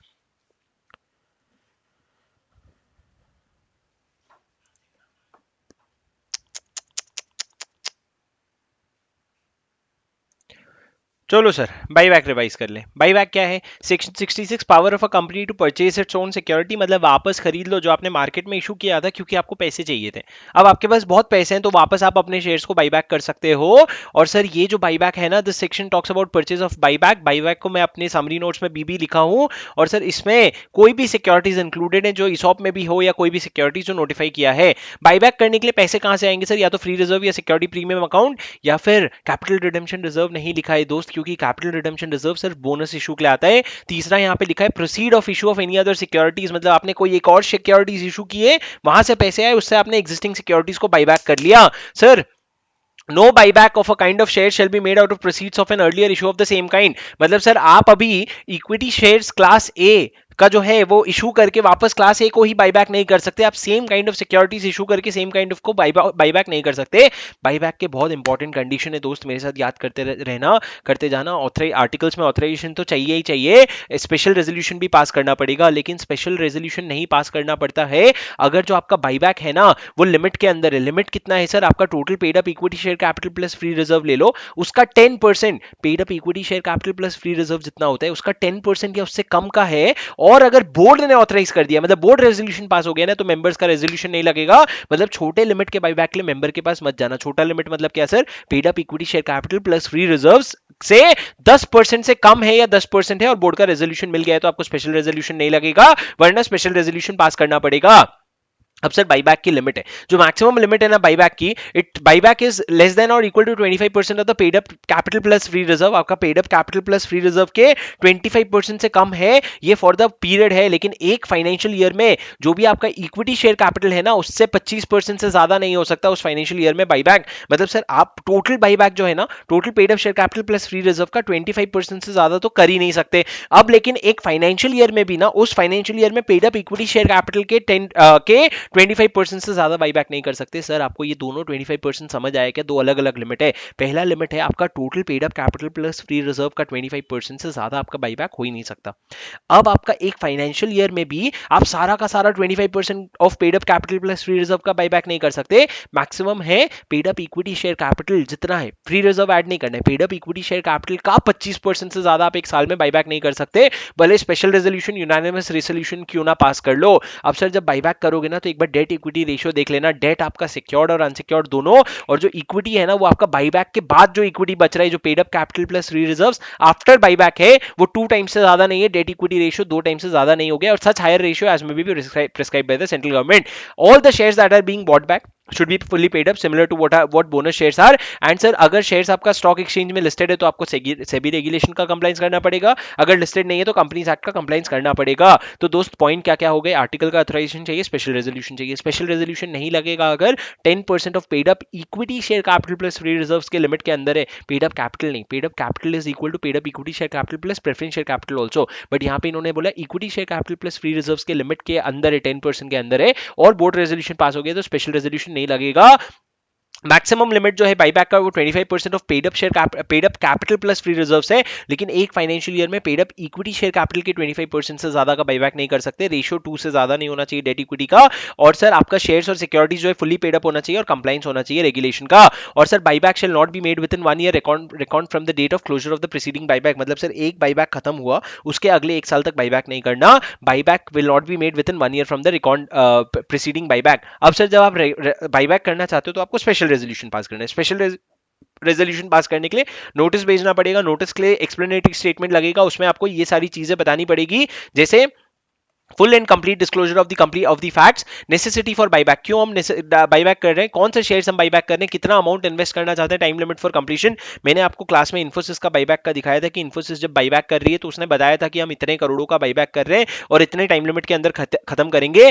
टाइम लिमिट सर एक, जिस दिन आप स्पेशल रेजोल्यूशन या फिर board resolution as the case में भी पास कर रहे हो ना, उसके एक साल के अंदर अंदर आपका बाईबैक खत्म हो जाना चाहिए। बाईबैक के लिए पैसे कहां से आएंगे सर? या तो आपके एग्जिस्टिंग शेयर होल्डर से, नहीं सॉरी, बाईबैक आप करोगे कहां से, किससे बाईबैक करोगे? या तो आप एग्जिस्टिंग शेयर होल्डर से प्रोपोर्शनेट बेसिस पे कर सकते हो, मतलब आप बोलोगे हर किसी के पास, जिसके पास 10 शेयर है ना, वो मेरे को एक शेयर बेच सकता है, तो आप ऐसा प्रोपोर्शनेटली सबसे बाई कर सकते हो। या फिर आप ओपन मार्केट में किसी से भी, कि जिसको जितना बेचने हैं अपने शेयर्स बेचो, वैसे भी बाई बैक कर सकते हो।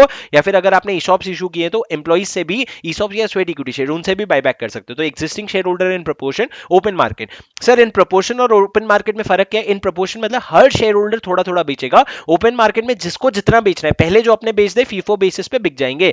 डिक्लेरेशन ऑफ सॉल्वेंसी सर, अगर एक कंपनी दिखा रही है कि भाई मेरे पास बहुत पैसे हैं, मैं अपने शेयर्स वापस खरीदूंगा, तो ऐसा नहीं होना चाहिए कि अगले 6 महीने बाद या 1 साल बाद आप इंसॉल्वेंट हो गए, मतलब आप कंगाल हो गए, ऐसा नहीं होना चाहिए सर। तो एक डिक्लेरेशन देना पड़ेगा। कौन डिक्लेरेशन देगा?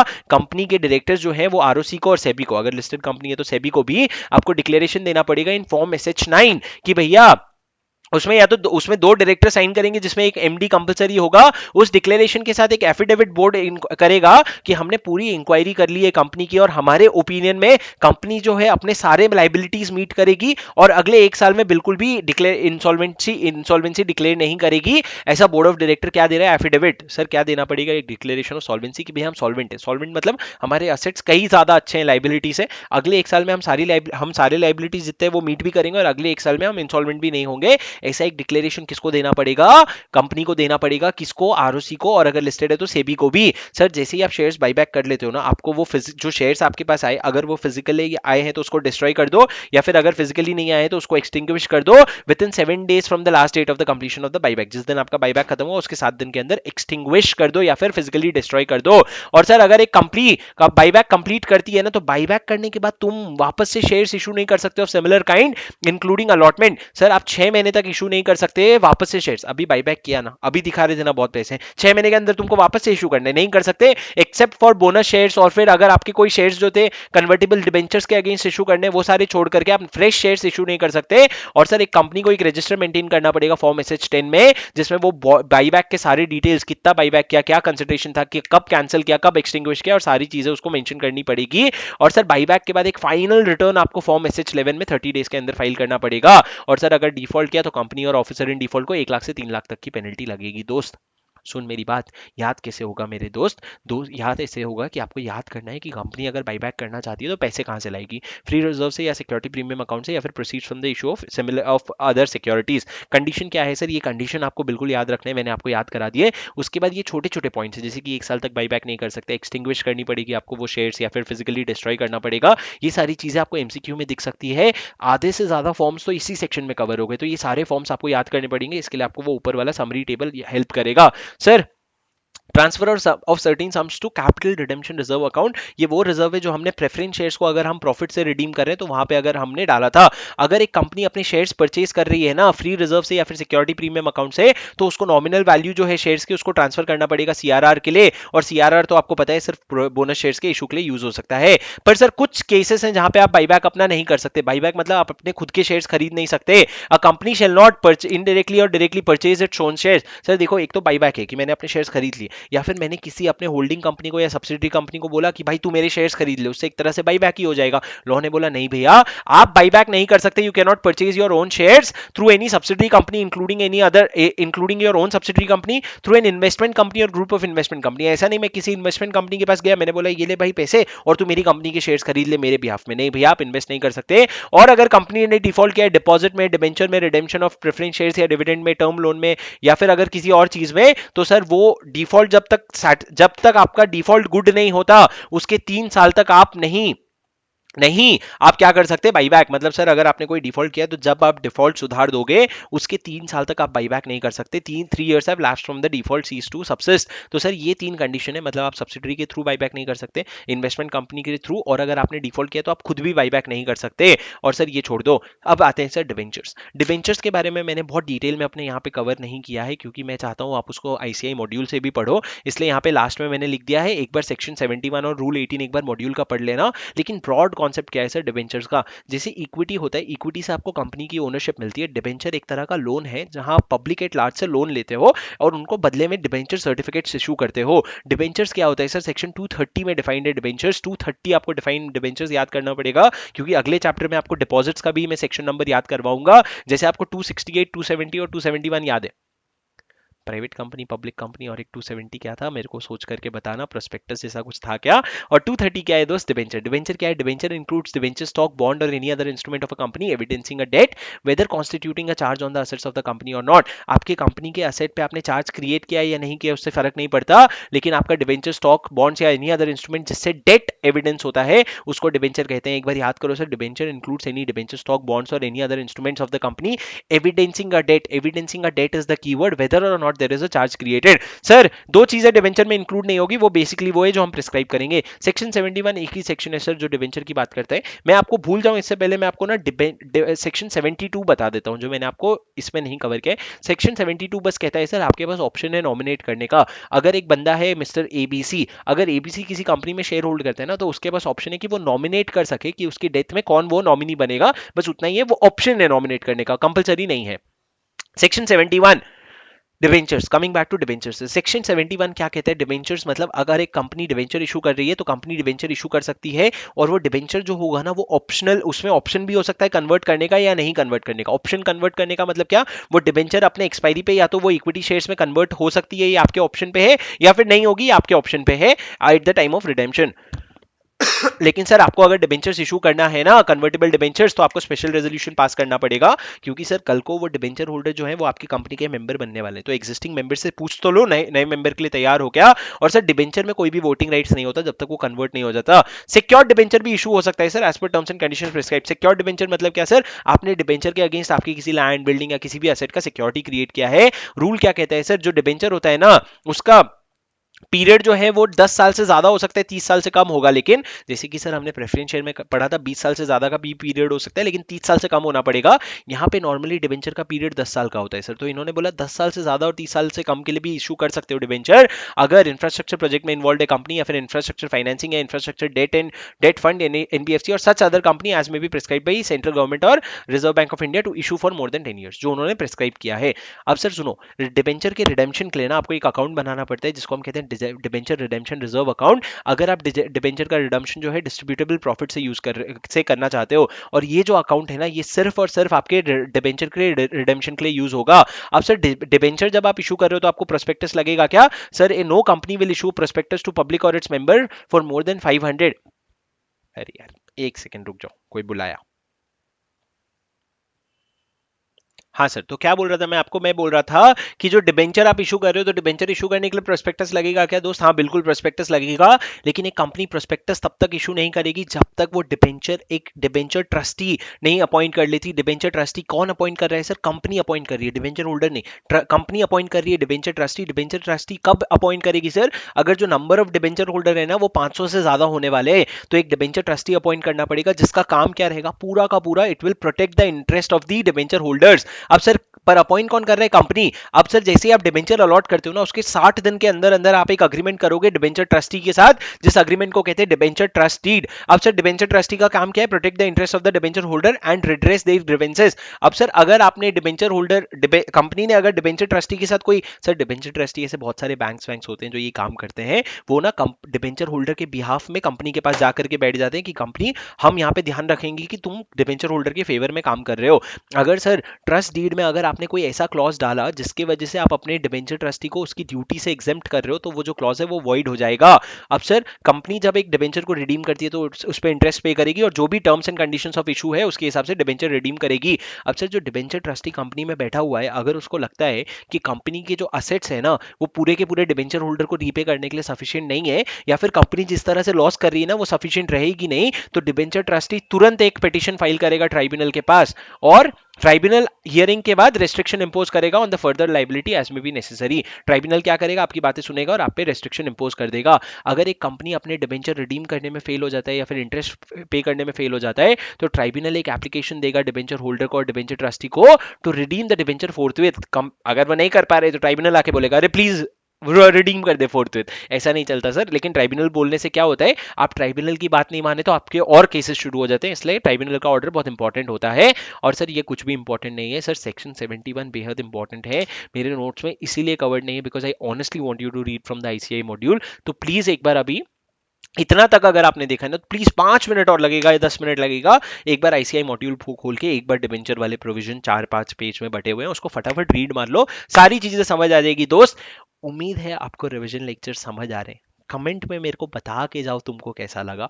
नोट्स तुमको डिस्क्रिप्शन में मिल जाएंगे जो आपको मेरे टेलीग्राम चैनल पे ले जाएंगे, और प्लीज़ अपने दोस्तों के साथ शेयर करो, उनको पता होना चाहिए कि summary revision notes revision upload हो रहे हैं। और अगर मैं बहुत ज़्यादा मोटिवेटेड रहा तो मैं पूरे लॉ का ही रिवीजन अपलोड कर दूंगा, ये लेक्चर्स आपको लास्ट ईयर रिवीजन में भी काम आएंगे दोस्त। ठीक है, thanks a lot for listening guys, I will see you in the next video, have a good day, bye bye. क्या गुड डे, वैसे रात हो गई, सो सी यू टुमारो।